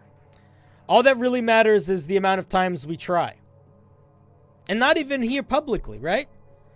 If you're trying in your heart, or in your butt, or in that weird piece of skin that's stretchy on your elbow that's called a weenus, which feels very uncomfortable to say, wherever you're trying, No, there is no judgment here. Sometimes the words I say sound like judgment, but that's just because I'm a streamer and I have to keep talking and I say the things that I think immediately. But they're not intended as judgmental judgment. They're more reactionary judgment, which I think is harder to maintain silence on. But anyway, awesome, champion. Be proud. Do not wallow in the shame of failure. Wallow in the victory of it. All right, amazing. Next, we have a piece from our dear Brent. Let's get all these extra tabs up that I don't need anymore. Okay. Where's my document? There it is. Brent. Let's see what you have for us today.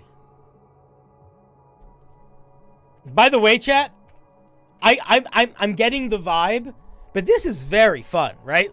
This is like a legit fun activity. I'm legit having fun. I hope you are having fun. But this is like a new type of show. I've never done this before. It feels fun to me. I hope it's fun. Twin, no fucking kidding. Gina, what's up? Gina, what we're doing on stream tonight is everybody sent in a bunch of crazy D&D rules for homebrew, and then we all have to try to make homebrew following those rules. So the rules for this one, and we spin the wheel like 4 or 5 times each time. So the homebrew that the piece that we're looking at, these are the rules. Your piece has to have at least one useless ability. You can't use any words that begin with a vowel other than E or Y.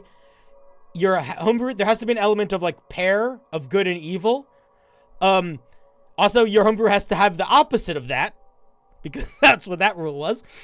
And you have to limit yourself to words that are 2 syllables or less. Everybody's been trying. We've been doing great. Have a good meeting, Brax. Tell Tokyo that I say hello. And we failed a lot. We failed a lot tonight. Some of these challenges have been hard, but we're trying. Anyway, Gina, I hope you're well. I saw that you are wrapping up a Godslayer. Crazy. Tier. I hope you have other things you're doing soon. I hope we could do a thing together. Let me in. Yell that at whoever you're doing your next project with. Just say, hey, I have my friend Cinder. He doesn't need to be in a lot. Let him be on one part for like a bit episode where he could be like a goofy character that I bump into. Let me in. I want to play with you. Okay, sorry. Rant over. Twin belchers of silent noise. You can play these dragon lung bagpipes. Brent. As an action.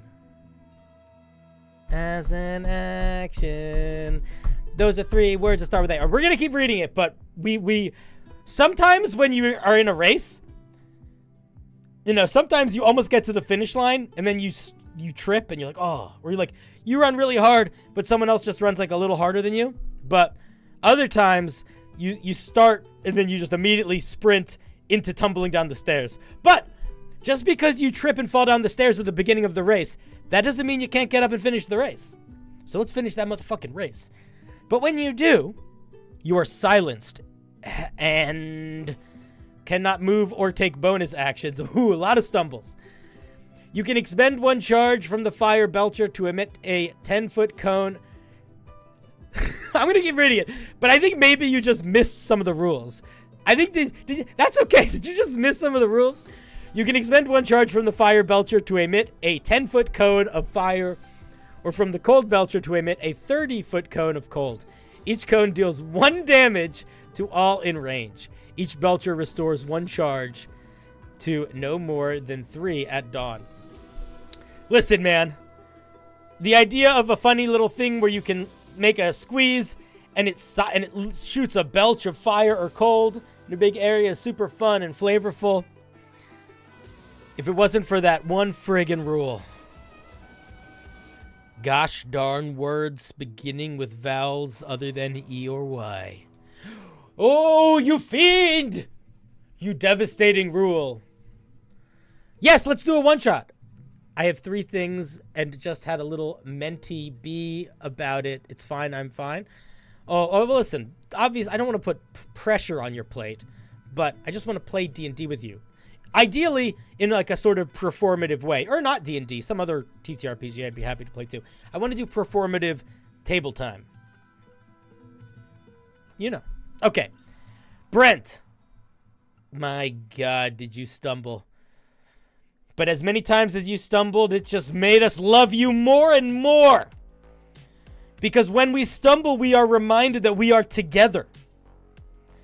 We see the flaws in ourselves and reflect upon our own indignation. We remember that our judgment is only so important. You know, it's only so valuable. Because behind all of that judgment, my goodness, there is a vulnerable beast. A foul, wretched thing. Frightened by light and dark alike. And we must all carry that thing with us. And we must protect it. It's what connects most of you creatures. And to be reminded of something so celestially important, yet so primally bound. That's a wonderful thing. So thank you. Thank you.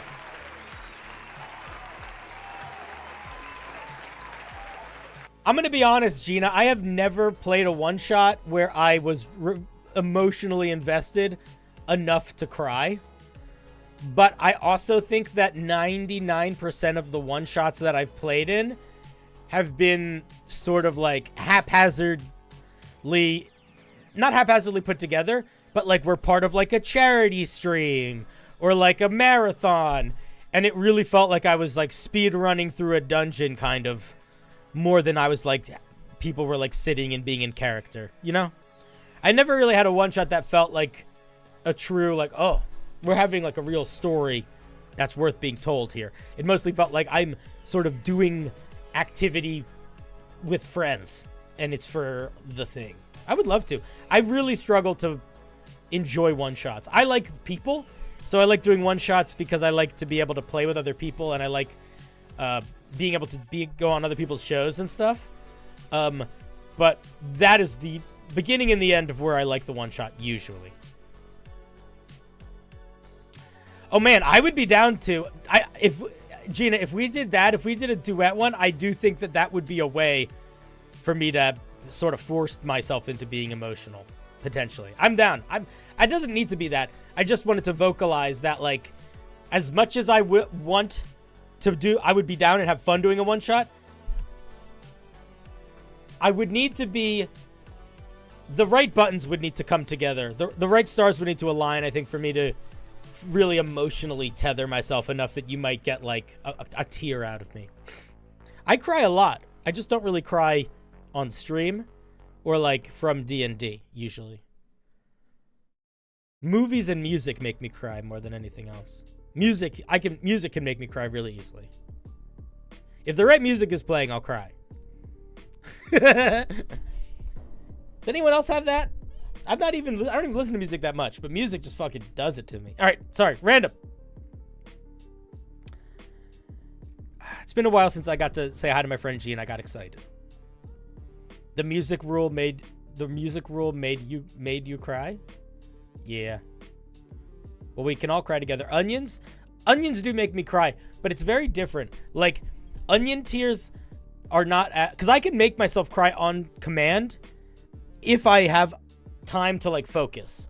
But it's like I need to, like, sit by myself and just listen to, like, a couple songs on repeat and not think about anything and just focus in a direction, and then I can start to well it up, which is how occasionally I'll make, like, a YouTube short where I start crying in the middle.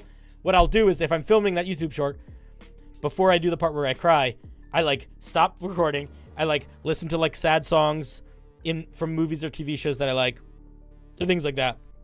And I just, like, get into a headspace, and then I start filming. But I don't know if I would be able to just do that in the middle of a show. I would need the scene could carry me into it, I think. You sobbed so hard at your session with your last character death, and you knew it was coming. Well, I miss you too, Gina. But I also understand that we are both busy adults in the world, so I'm not like, why isn't Gina talking to me? But I do miss you. But I don't want you to, like, but there's no ill will in that missing. It's more just like, yeah, fucking grown-ups having to do fucking bullshit. Maybe it's because of the way that I run my D&D games or the people that I play with, but I have never had players get emotional in my home games. I've never had players get emotional to the point of tears. I have had players get very excited or very angry or very like passionate. Not angry like angry at me, but like angry at like the things that are happening in the game. You know what? You get angry at villains and stuff. But my players are very silly, and they take that silly very seriously, but they don't do they don't get that emotion. I'll give you an example. I'll give you a very quick example, and then we'll hop back to it. I like a tangent. We need a tangent. Yeah, let's schedule a video call soon. 100%. Yes. DM me or I'll DM you after I'm done streaming. You had to turn your mic off because you were crying so much. Oh, my buddy. In one of the last D&D campaigns I ran, one of my buddies was playing a paladin, and he was taking very seriously this idea that he was a paladin that was like trying to dismantle authority and the crown. He was like an anti-authority paladin, but secondarily to that, he had a goal of he wanted to teach basketball to people. He wanted to bring basketball to the world. And he took that idea, I think, almost as seriously. So it was like a stupid, silly idea, but it didn't, it felt funny, but it didn't like dismantle the plot because in game, everyone was taking it kind of seriously. It's pretty great. All right. Excuse me. Ugh. I hate when I cough.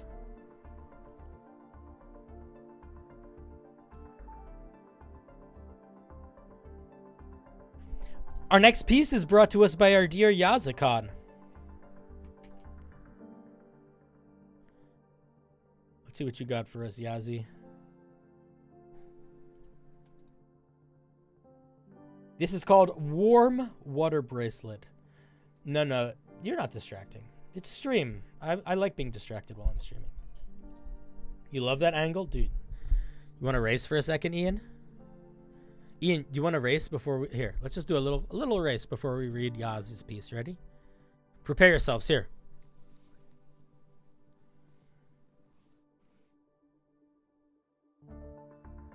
Ready?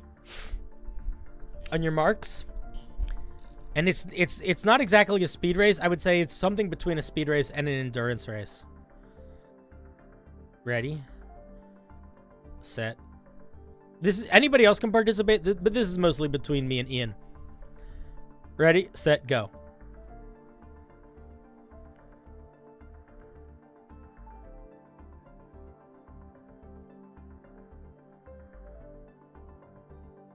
Oh, my eyes need help. It's making my nose fuck up.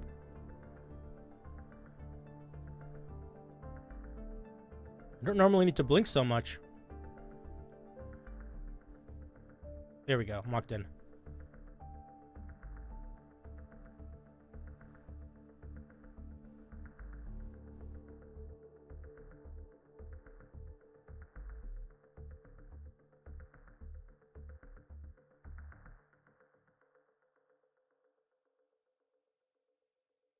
All right, that seems like enough. I don't know if that's... I don't know how long it takes for that to not be fun. Yeah, it makes your nose super itchy. And then people think you do coke. There is a thing that happens on stream, and I'm not the only person that feels this way. My buddy, Zach Speaks Giant, and I were talking about this, where there comes a point in, like, all streaming where when you talk to a point where your nose becomes itchy. And I don't know what it is, but now it's going to start happening because I just said it. But there is a point that you get to where, like, your nose hairs are, like, doing something. They've just been, like, your mouth has been moving too much. Pay more attention to us. What's up, Peter? That was a weird moment to come back to. Hey, listen. If every time you come back to my stream, nothing weird's going on, that's okay. As long as... Look, I would say this should be something weird going on, like, 2 times out of 10. Minimum. Otherwise, it gets boring. Yeah, Gina, let's FaceTime soon. Johnny, welcome. We are playing Wheel of Homebrew.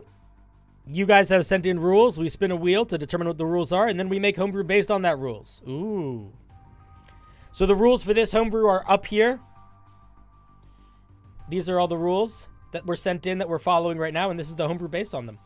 Your homebrew has to have something useless. Can't use any words that begin with a vowel other than E or Y. Has to have an element of good or evil. Has to have the opposite of that. And you have to limit yourself to words that are 2 syllables or less. This is Yazakan's warm water bracelets. When you enter water, you can start manual breathing. What is manual breathing? Oh, I guess we'll learn.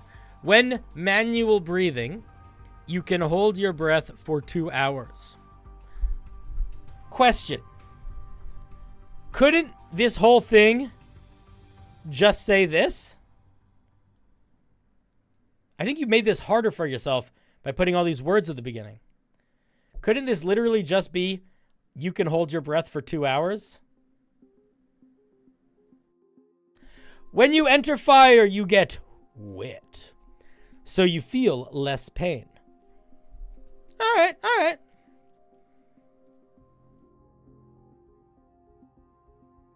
Well, not everyone can hold their breath for 2 hours. That is not useless. You think the useless part is just the fact that they built it a new name? Oh, maybe. Maybe the useless is they just gave it extra words that it didn't need. Maybe.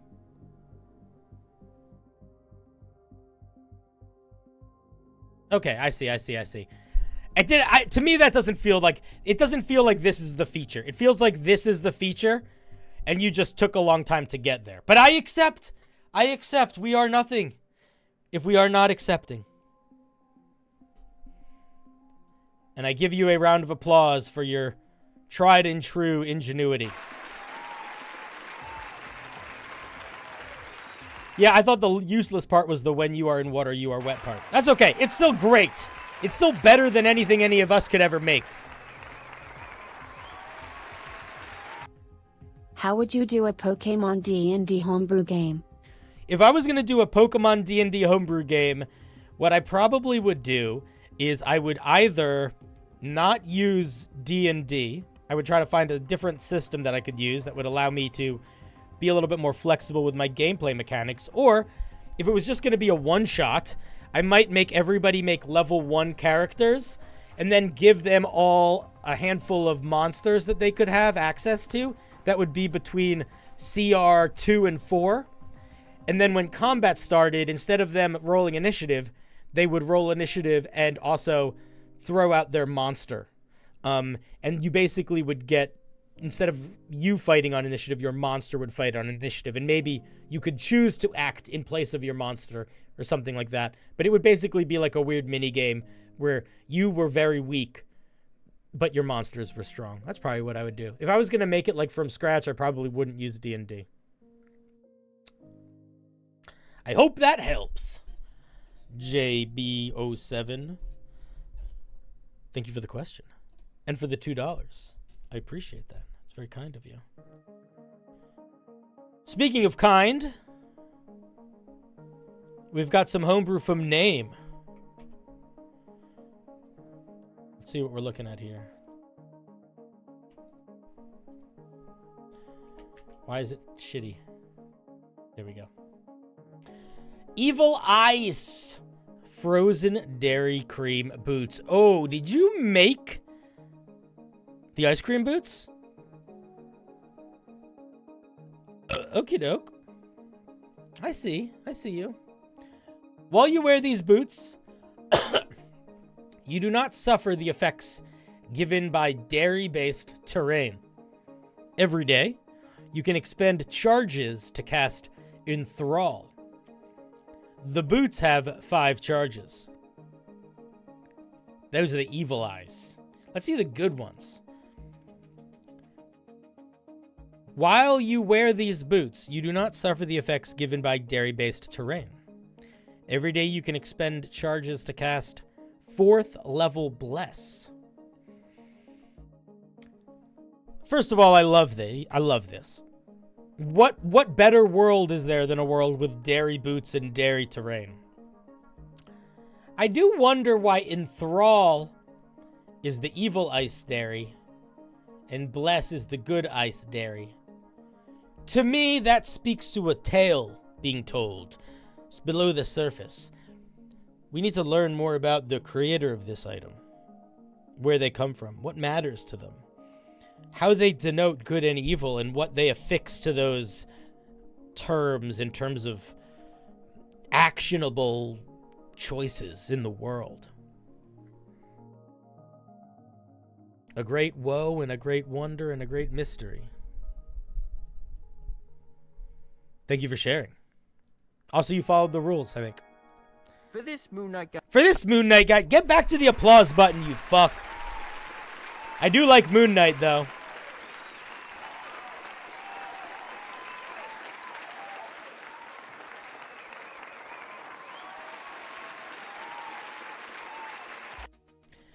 I do like Moon Knight. I do have another Marvel Rivals character I like now. The Thing. I've really been enjoying The Thing. All right, we have one more piece before we spin the wheel again and make new rules. This is from our dear Josiah, who was given quite a start earlier today when our Discord decided to be unaccepting of his home brew. The times have changed, and so have we. And lo and behold, it is now before us. Let's take a look. The Law Helm. This green helmet emits bright beams that cause nearby creatures to take 1d12 plus your nature modifier piercing damage twice daily. Why did you write it like that? That's crazy. While equipped, you and turn brown while flying. That word starts with an A. I think you mean can turn. Chaos Helm, same thing, except it's D12 plus your stealth modifier. And you can turn blue while below ground. Weird idea. I'm not sure why you needed to word it that way. I think the limitations took you down a strange path. Also, modifier is more than 2 words. Modifier is 3 syllables. Come on. Oh, fuck. Oh, shit. Oh, gosh darn it.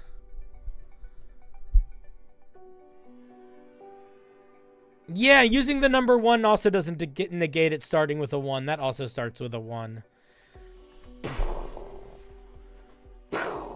My heart. My heart hurts. Woe upon me. I hope these clouds can part, and I will find some silver in the sky that will make it all worth it. I hope. I hope the sea's as blue as Andy said he was. Andy Dufresne. You guys ever know that? All right, it doesn't matter. That was a weird link. Yeah. It's okay. But you missed the E rule too with the ones. These start with O's. That's okay. It's okay. We're not here to build glowing glory. We're here to challenge ourselves and to get a little silly and maybe learn something along the way. But learning is not the goal. Learning is like secondary. Anyway. Just because we failed doesn't mean we also don't succeed. And you succeeded here. So we give you a high five and a thank you.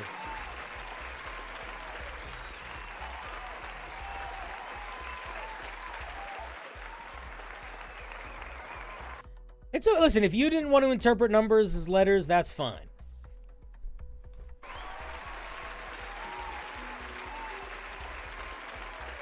The 5 is high. Dude, I wish the 5 was high. 5 is fiending. All right, let's see here. Oh, my God. All right, folks. think we got one more we're going to do. I think we got, unless something crazy happens, I think we're going to do one more. So, prepare yourselves.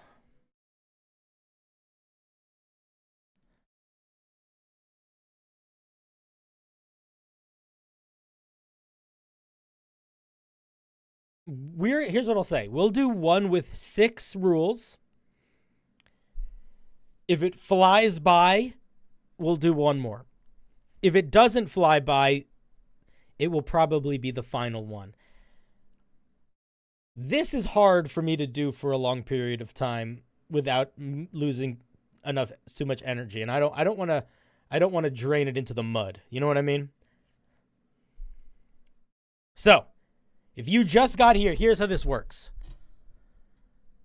My YouTube members, my Twitch subs, and my patrons, last week I reached out to them and I said, hey, send me some D&D Homebrew rules for us to use in a contest.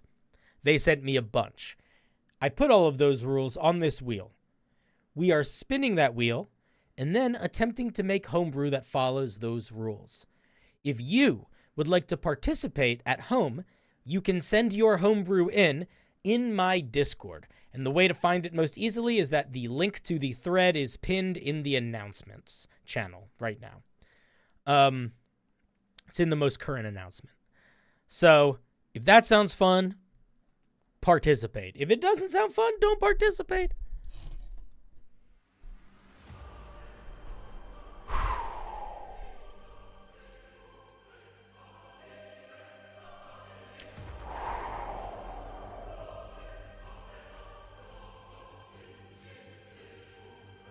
Rule 1.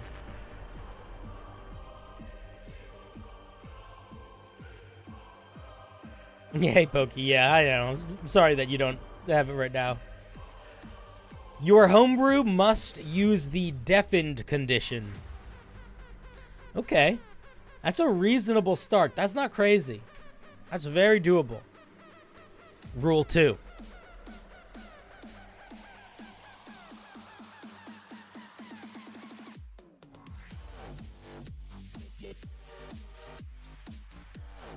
Fuck.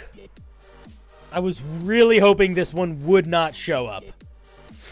Your piece must be composed entirely out of haikus, not including the description or title of the rarity.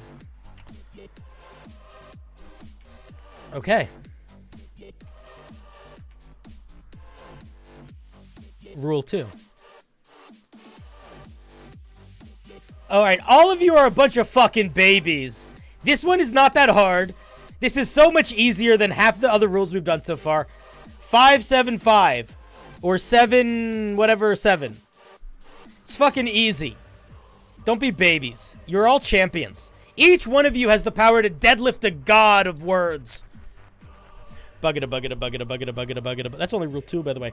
Buggita, buggita, buggita, buggita, buggita, buggita, buggita. If we get iambic pentameter, I'm ending stream early. Your brew's title should be a homophone. Sounds the same as another word. What the fuck is a homophone? All right, we'll figure that out. We'll cross that bridge when we get there. That's another one that seems pretty easy. That's rule 3. Rule 4. Ooh.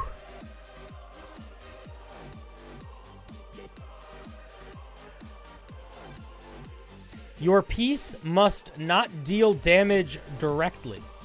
Guys, we're getting kind of lucky with these rules.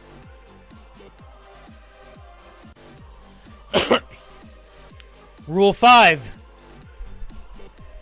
Like board and board. Got it, thank you. Or read and read. Thank you, thank you. Blue and blue. Oh my god, you guys are so good at words.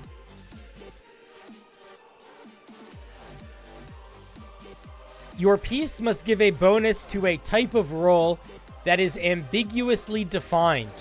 Example, advantage on any rolls made to excessively loud noises. Okay. That's 5 rules.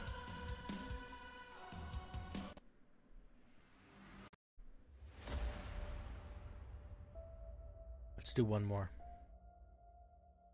Let's bring it to 6 rules. I believe in us. I believe in me. I believe in you. Let's go.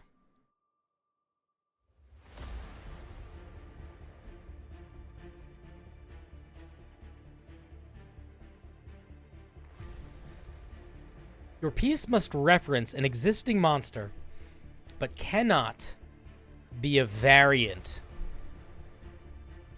of that monster. Okay. That's 6 rules. I think any more and we might just enter the world of crazy people house. If you want, a lot of people have been typing them in Discord so that they can get it in on time. That's totally fine. I just copy paste it in. It is now listed in the Discord. There are the rules up on stream. And now it's time for me to put my money where my mouth is. And remind you all while I am the CinderBlocksally. Let's make some fucking homebrew. Alright. Haikus. 575. Deafened condition. Homophone. No damage. We're gonna cut damage off the table. It has to reference a monster. All right, let's start with a monster. Let us pick a monster. A silent monster. A shadowed beast. A foul creature of the night, unseen and unheard. What's something that moves silently?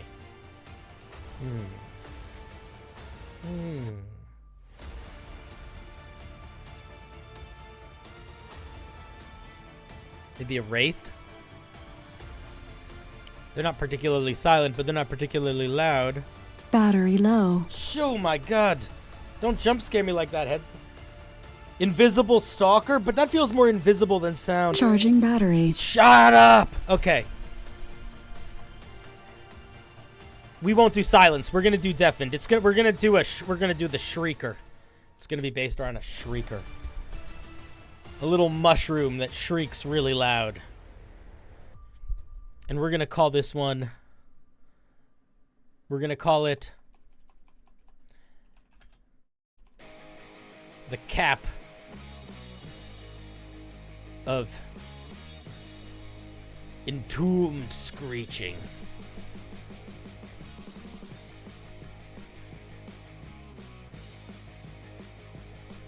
Oh, what's happening is we're making some fucking homebrew. We're making some homebrew, and we have to follow a bunch of rules. These are all the rules we have to follow.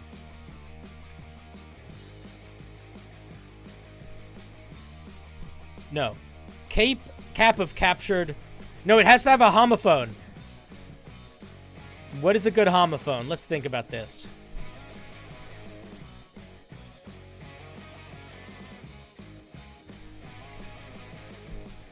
The bat of captured screeching.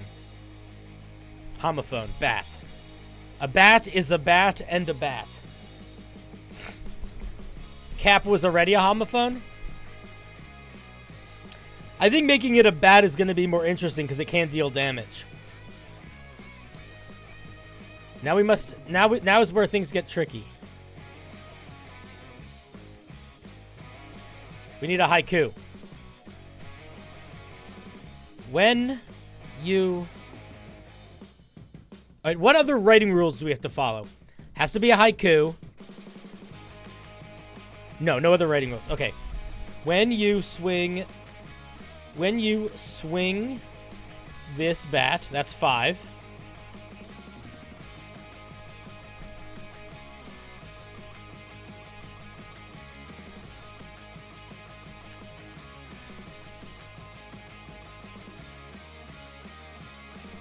The air.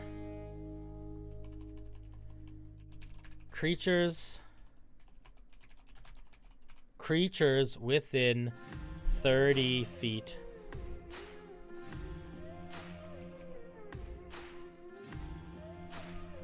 When When you swing this bat, creatures within 30 feet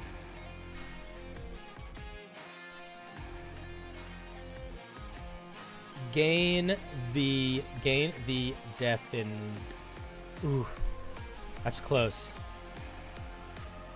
Become deafened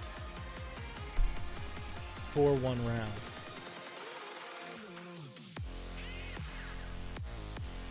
Until the end of their turn. Okay, so that doesn't work.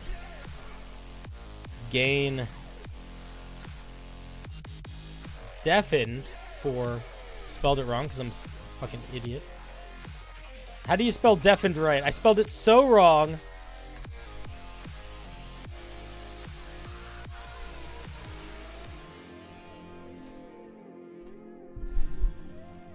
I think that's it. Well, no, there's baseball bat, and then there's like a little bat. It's a haiku. 575. The title has a homophone. It doesn't deal damage. It doesn't have a thing that affects a roll ambiguously. Okay, we need another fucking thing. God damn it. And it references a bat. That's fine. Okay, we need another thing. Oh, I wish I could have fit it all into one haiku. That would have been so cool. I wonder if I still could somehow.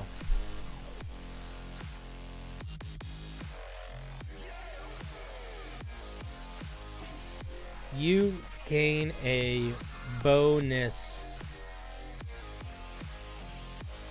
Oh!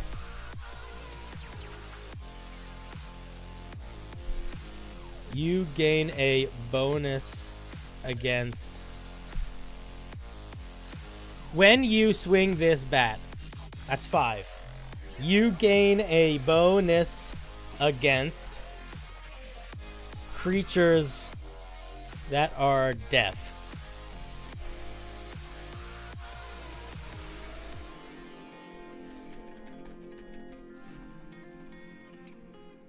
We still don't know what the bonus is. What's the bonus?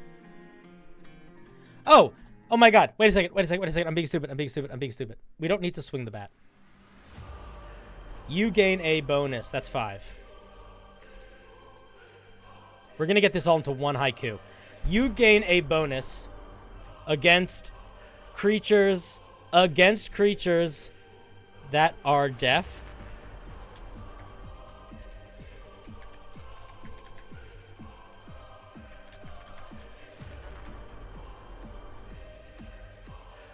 Oh, we got this. We're going to get this in one haiku. Ah!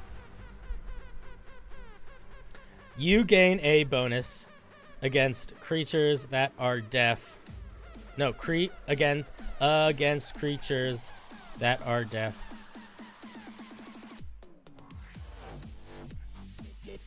To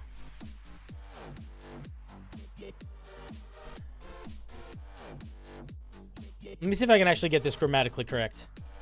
You gain a bonus.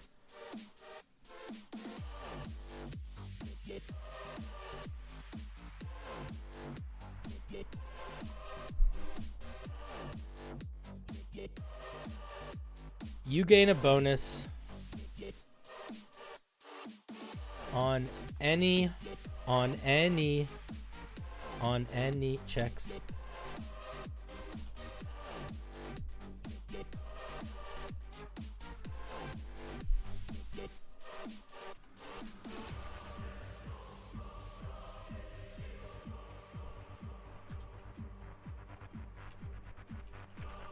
You gain a bonus on any checks. Wait, you gain a bonus on any checks to joke with creatures that are deaf.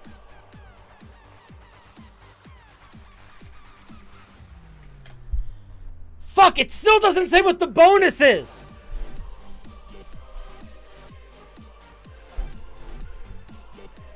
+1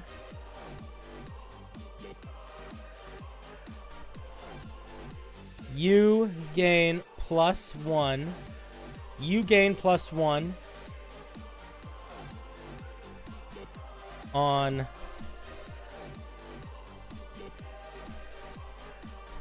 you gain +1. You gain +1 on you gain on any checks to joke with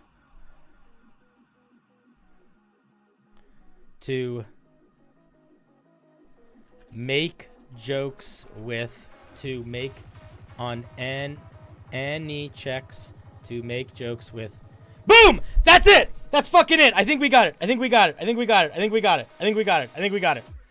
I think I got the whole thing in all the rules. I think I got all 6 rules in that text right there. Let me just check. Your homebrew must use the deafened condition. Boom. Creatures that are deaf. Your homebrew must be composed entirely out of haikus. 5, 7, 5. Your homebrew's title must have an homophone. Bat. Your piece must give a bonus to a type of roll that is ambiguously defined. Example, excessively loud noises. Make jokes. Your piece must reference an existing monster.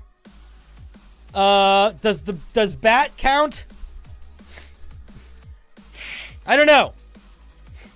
I don't know if bat counts. I'm just going to change it. I'm going to just call it the helpful... No. I'm just going to call it the Nilbog's bat. There we go. Boom! Nilbog is a little spirit that possesses goblins and likes laughing, having a good time. We did it! Yes!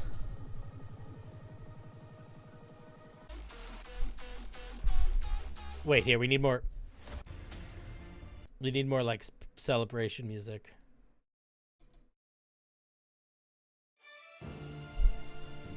Yes! 6 homebrew rules, each more challenging than the last. Incorporated into a single haiku that is grammatically correct, includes all the mechanics you actually need to run it, no shorthand, no broken sentences, a little bit of ambiguity in what the checks are used for, but that was one of the rules. We are golden gods. We are champions amongst champions. Wait, before we celebrate me, we have to look at other people's, because we should celebrate everyone's. All right, you guys have 4 seconds to send them in. 1, 2, 3, 4. The last person is Day 27. After cutoff is there, Day. All right, let's see what you guys sent in. Ooh. I haven't made a haiku in a while. I did send a haiku to a friend of mine, though, because I thought it was a better response than words. Okay. This first piece is from Name. What you got for us, Name? The Banshee's Ring. When worn, you are deaf. Advantage on quiet strikes. Her walls are now void. Did you squeeze all the mechanics into 2 parts of the haiku so you could get flavor text into the 3rd? You cheeky little fuck you. You glorious beast. Oh, I forgot what rarity mine would be. Common. It would be a common magic item.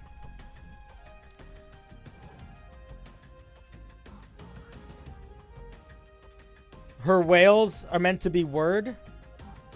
Her words are now void. Either way, very nice, very fun, very cool. You also got all of it into 1 haiku. That's fucking awesome. All right, let's see what else we got. We got a piece from Tredosio. Oh, wait, I forgot.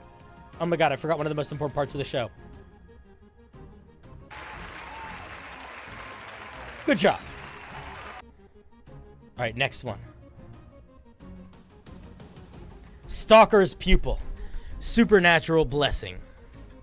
While you are deafened, your skill checks have advantage when made to pick locks. Ooh. Also very well put together. Rigatonia. Mazzeruto. Give me a little ice with that cream. Very nice. Very nice. I don't know if that's ambiguous. That's very useful, but I accept it nonetheless. Round of applause, Tradosio. Got them all into one haiku. Impressive, my guy. Impressive. Very usable item, by the way. Very, like, just straight up usable item. We love a usable item. Next, we have our dear friend, Brent. What do you got for us, my darling champion? Let me move my rules. Papa. It's the Beholder Ball. Hear me screech, plea. Behold, but do not see. Or sorry, you will be. It could be any checks as long as it picks locks. Alright, fair. Those within 10 feet, all creatures you can't see, but not to the deaf. What? 5 thunder damage. Roll luck, and if 3 are blind just like me. I'm not against what we have here, but I do feel like what you have created, Brent, is what I would see written on the wall in a puzzle room more than a magic item that I understand what it does. But no harm, no foul, no strawberry. I do think you should just turn this into a weird poem that players find on the wall in a poem. Oh, it does break the damage rules. That's true. It does break the damage rules. Brent! No damage! Anyway, what's the ambiguous bonus? I'm not sure what the ambiguous bonus is. It moves a lot of rules. I think Brent maybe got focused on the haiku element, which is reasonable. Haikus are tricksy. And you know what we say to our friends that try? Do you know what we say to our friends that stand up when so many sit down? Our friends that choose to look upon a sea of chaos and not splash amongst its waves, but to ride them into oblivion, so that they may fly into the heavens and become a lighthouse unto us all, so that they may forge a path that we have not yet seen possible, is that they must try. Oh, so thank you! Oh, thank you! Oh, thank you! Yes, haikus do not need to rhyme. I guess I should have clarified. The rules of haiku are, it's stanzas, where it's 5 syllables, 7 syllables, 5 syllables. Rhyming is unnecessary, but also appreciated. We do like a good rhyme. I like a good rhyme some of the days. That's one of my favorite types of jokes to make. That stupid joke I just made. All right, let's see. Next we have... Ooh, this one's got a lot of stanzas. This one is from the DM. They wrote us a friggin' limerick. They're going to take us on a journey into the hearts and souls of man. Look at this. I'm going to have to scroll on this one. Beholder Eye. Another Beholder Eye. Would you look at that? It's a feat. You can summon the image of the Dark Lady, multi-eyed arc beast. As an action, you present her mind-sapping eye. All else falls away. Each creature in a 30-foot cone makes a save. 30-foot cone makes a save. Oh, yeah, shit. Wisdom, your ability. What? Is intelligence, wisdom, or charisma? What? On a failed, they are deafened. And one more effect. Okay. I love you. I love you, Miles. This is where you lose me. What the fuck is going on here? Make a save. Wisdom. Your ability is int whiz charisma on a... What is going on here? All right, we're going to move forward. We're not going to worry about understanding. We're worrying about feeling. On a fail, they are deafened. And one more effect. You have the power of advantage on checks made for ancient magic. This effect lasts but 1 minute or until you become unconscious. Ah, my friend. I will be honest with you in this moment, and I will say I do believe that you have lost a lot of the meaning in the haikus. This is confusing, but it is beautiful. And beauty often confuses. But yes, this is more confusing than it is anything else to me. Well, second only to its beauty, which it is by far most beautiful to me. This part makes sense. This part doesn't. This part doesn't. This part doesn't. This part is lovely. This part is phenomenal. It is very tricky to sacrifice grammar for meaning. Or for not even for meaning. To sacrifice grammar for structure. And if anything, I think this piece is a very good learning opportunity for how much that is a hard thing to balance. Because while this is quite well structured as a series of haikus, within that structure, the foundational intention and design of this item is taken with the wind. It's a fine rope we must walk. And we don't have one of those crazy long poles that they have to cheat with. We just got our pinkies and our elbows. Anyway, Miles, we appreciate this, as we appreciate you. And so we say, a thank you. A thank you. A thank you. A thank you. I think this is a strong haiku.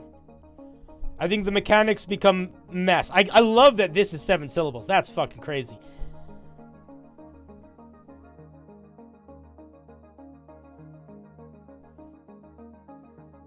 Okie dokie artichoke. I wonder, well, maybe the making it a feat is where you got a little tricksy in there. Because you had to account for that, where you're like picking what the saving throw is based off of. I think that's might have what have shot you in the foot there, friendo. This feat feels like a feat structured into a haiku. Yes, I agree, Data. I think a lot of the struggle here is this. I don't know if that was the intention. I'm gonna assume it was not the intention. I do assume they built this from scratch here, though they might not have. Doesn't really matter either way, but it does feel like a feat forced into haikus as opposed to a feat built to work as haikus. But again, we do not need to feel bad about that. That's fine. We live and we grow and we change. Let us see what else we have here. We have another piece. Wait, did I say thank you? Thank you! Thank you. Thank you. Click. And now, we have another piece. This one brought to us by Johnny D. No, it's not a bad thing at all. But that might be why it feels a little bit weirdly worded. Because they were sort of needing to get in some mechanics based on what it was initially to sort of work with it. Maybe. Total guess. No idea. The next piece. Oh, we can just leave this here. The Seesaw, brought to us by Johnny D. Foam-drenched teeth hum low. Waves carve silence into bone. The sea knows your name. Deaf to storm's embrace, yet the tide will guide your steps. Whispers in the deep. Fate drifts on the waves. Those who heed the hush shall find what hags have lost. This is not a magic item or a piece of homebrew at all. In any way. But you know what it is? It's a pretty nice little poem. But there are no game mechanics. This is not a D&D homebrew piece. This is just a lovely poem. It's a treasure map riddle, yes. I suppose one could argue a treasure map riddle is homebrew.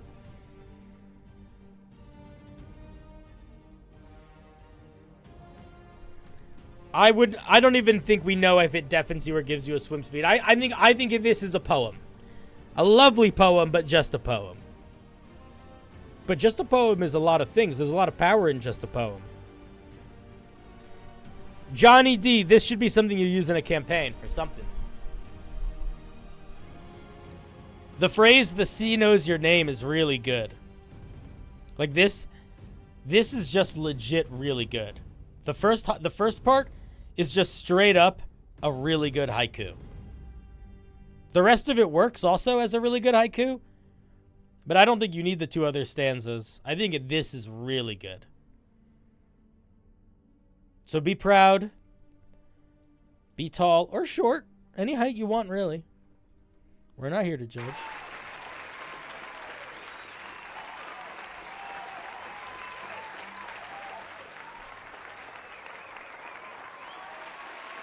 Thank you.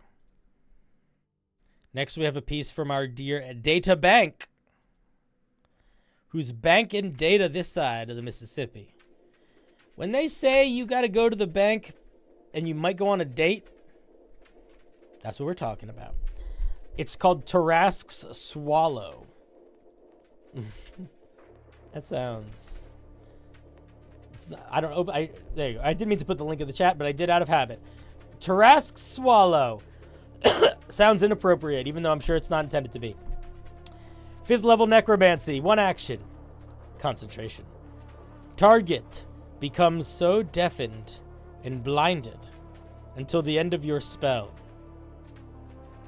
Start of turn, they make intelligence saving throw.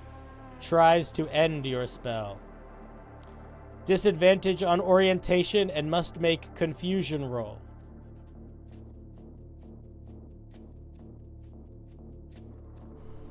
I believe that you also fell victim to the haiku here, Data. This also really feels like a thing that is tried to squeeze into a haiku and is sort of losing its clarity in the midst. Sometimes when the sea gets so full of rage, it's hard to tell when the ocean ends and the sky begins. Columns of foam 20 meters high. Light but unbreathable. Salt everywhere. We don't always find clarity in the depths. Sometimes we just find interesting gobbledygook. Is this interesting gobbledygook? I'm not... Who am I to say? But I will say this. I will point at this. I will say, I wish you picked a direction more. I wish you picked to the direction of making this feel like it felt better as a haiku, or feel like it felt better as a magic item that I understood what it, or a spell that I understood what it was doing. It does sort of sit in that nebulous space between life and death right now, doesn't it? Kind of unclear in all directions. But what is that if not life? What is that if not the experience we all have every day? And do we not step forward? Do we not rise every morning into that existence? What is life if not a journey perpetually onward into the oblivion of unknown? Not with fear, not with rage, not with anger, but with curiosity and with love. And is that not what we find here today? So I say to you, Data, thank you for sharing.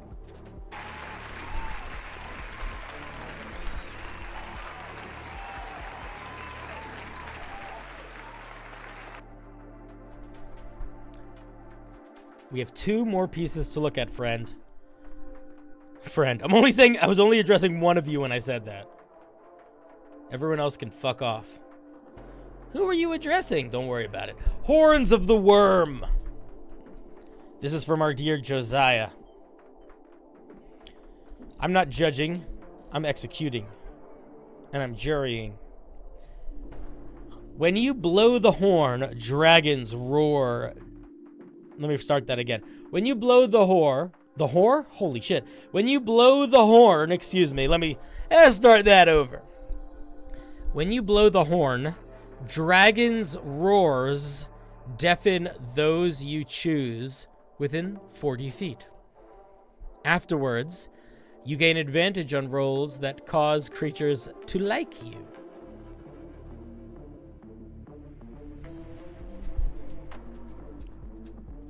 You missed one opportunity here, man. Where were you being inappropriate, Data? Did I accuse you of being inappropriate? I don't remember.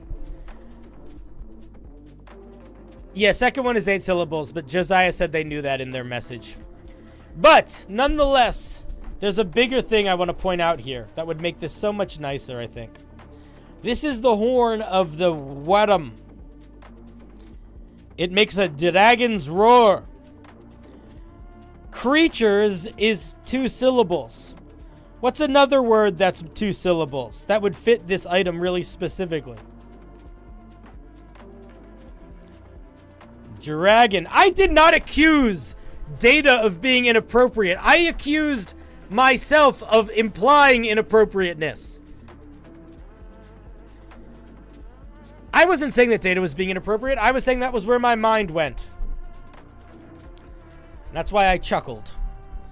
Or if I didn't say that exactly, that's what I intended to say, you fiend, you glorious Tyrannosauri. Dragons, man, dragons. This is a dragon thing. You do a dragon's roar to deafen people. It's called the Horn of the Wadum. Dragons.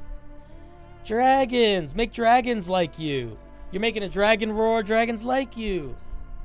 You know what I mean. Anyway, Josiah, this is lovely. Glory unto you and your people. May the sun be at your back and the ice cream be ever chocolate. Let us give you a round of applause. One you sorely deserve.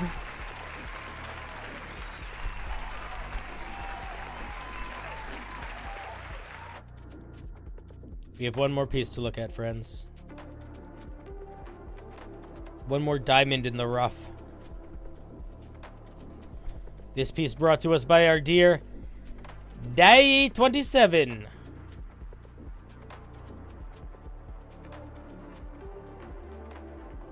Let us look upon their wonders and lament, or gasp with awe and sundry. Ware of the Owlkin, stalker of the night, silent flight, and noble sight, the perfect hunter. Gain an extra 3 attacks. Excuse me. Gain an extra 3 to attacks against creatures cloaked in darkness. Creatures hurt this way will find it hard to hear for both the next 2 turns. Die, you missed one of the most important rules. Your piece cannot deal damage. I guess this isn't dealing damage technically. It's just making you get extra attacks. So, okay, fine. Technicality-wise, I think it's okay. I accept. Die, die, die. Do you have the word rolls in this sentence? Oops. Let's look at it closely. Wait, oops.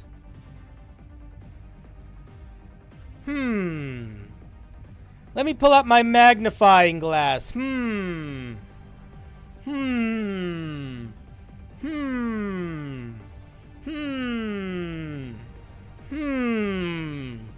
I see the word attack rolls here? I don't think so. I think I just see attacks. My dear sir, do not waste my heart by making an excuse that you not put on the page. Enrapture my heart by acknowledging to yourself that, maybe I should have put the word roll in there if I wanted it to be an attack roll. Because all we do is gain 3 to attacks. 3 what? Lack of clarity is no reason not to swell with joy. Because aside from that, it's rather quite lovely. And I'm going to be honest with you here. This is not dealing damage directly, regardless of how it is interpreted. Even if it's being misinterpreted as adding to your attack damage, or adding to your doing more attacks, or whatever. Technically, the damage is the attacks, I think. Either way, lovely opener.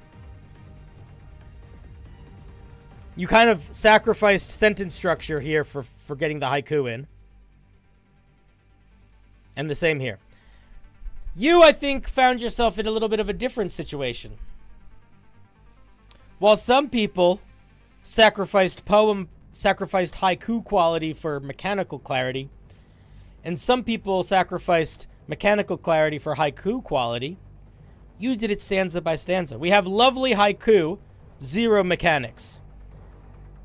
We have fine haiku, unclear mechanics. We have technically working haiku, sentence that struggles, and struggles to explain mechanics. So you have sort of like a 3 little bears, like a Goldilocks thing going on here with your stanzas. And quite frankly, I love it.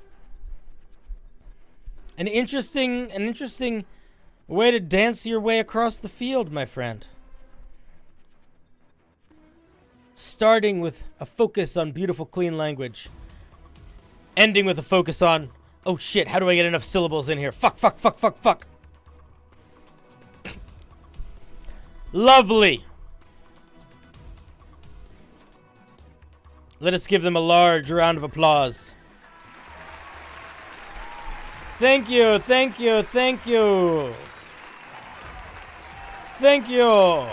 for sharing. And now, friends,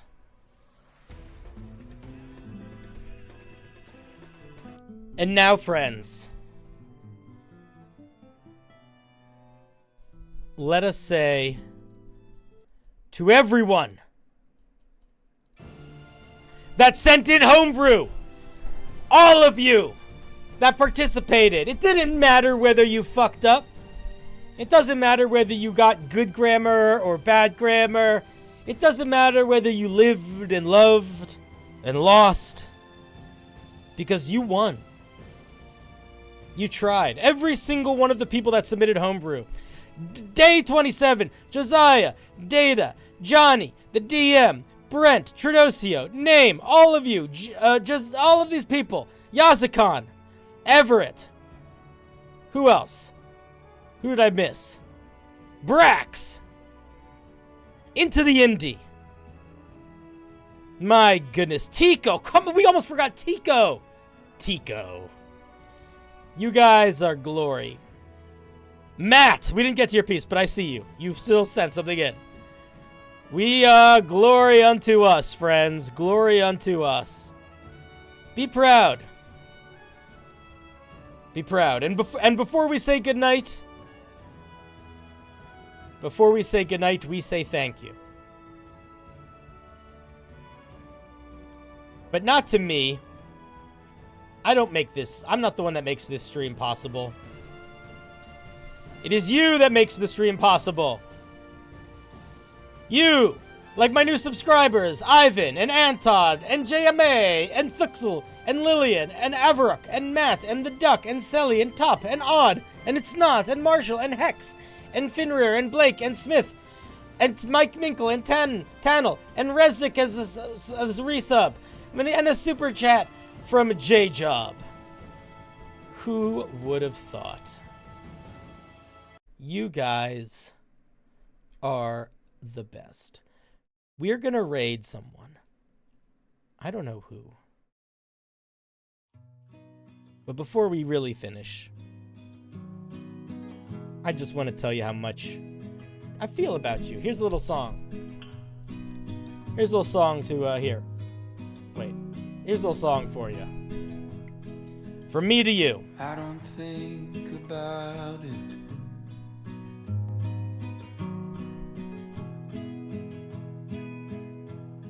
About you leaving me.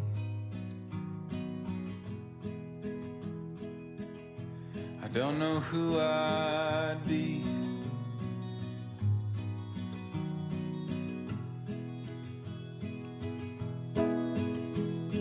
Would everything we built just turn to broken leaves?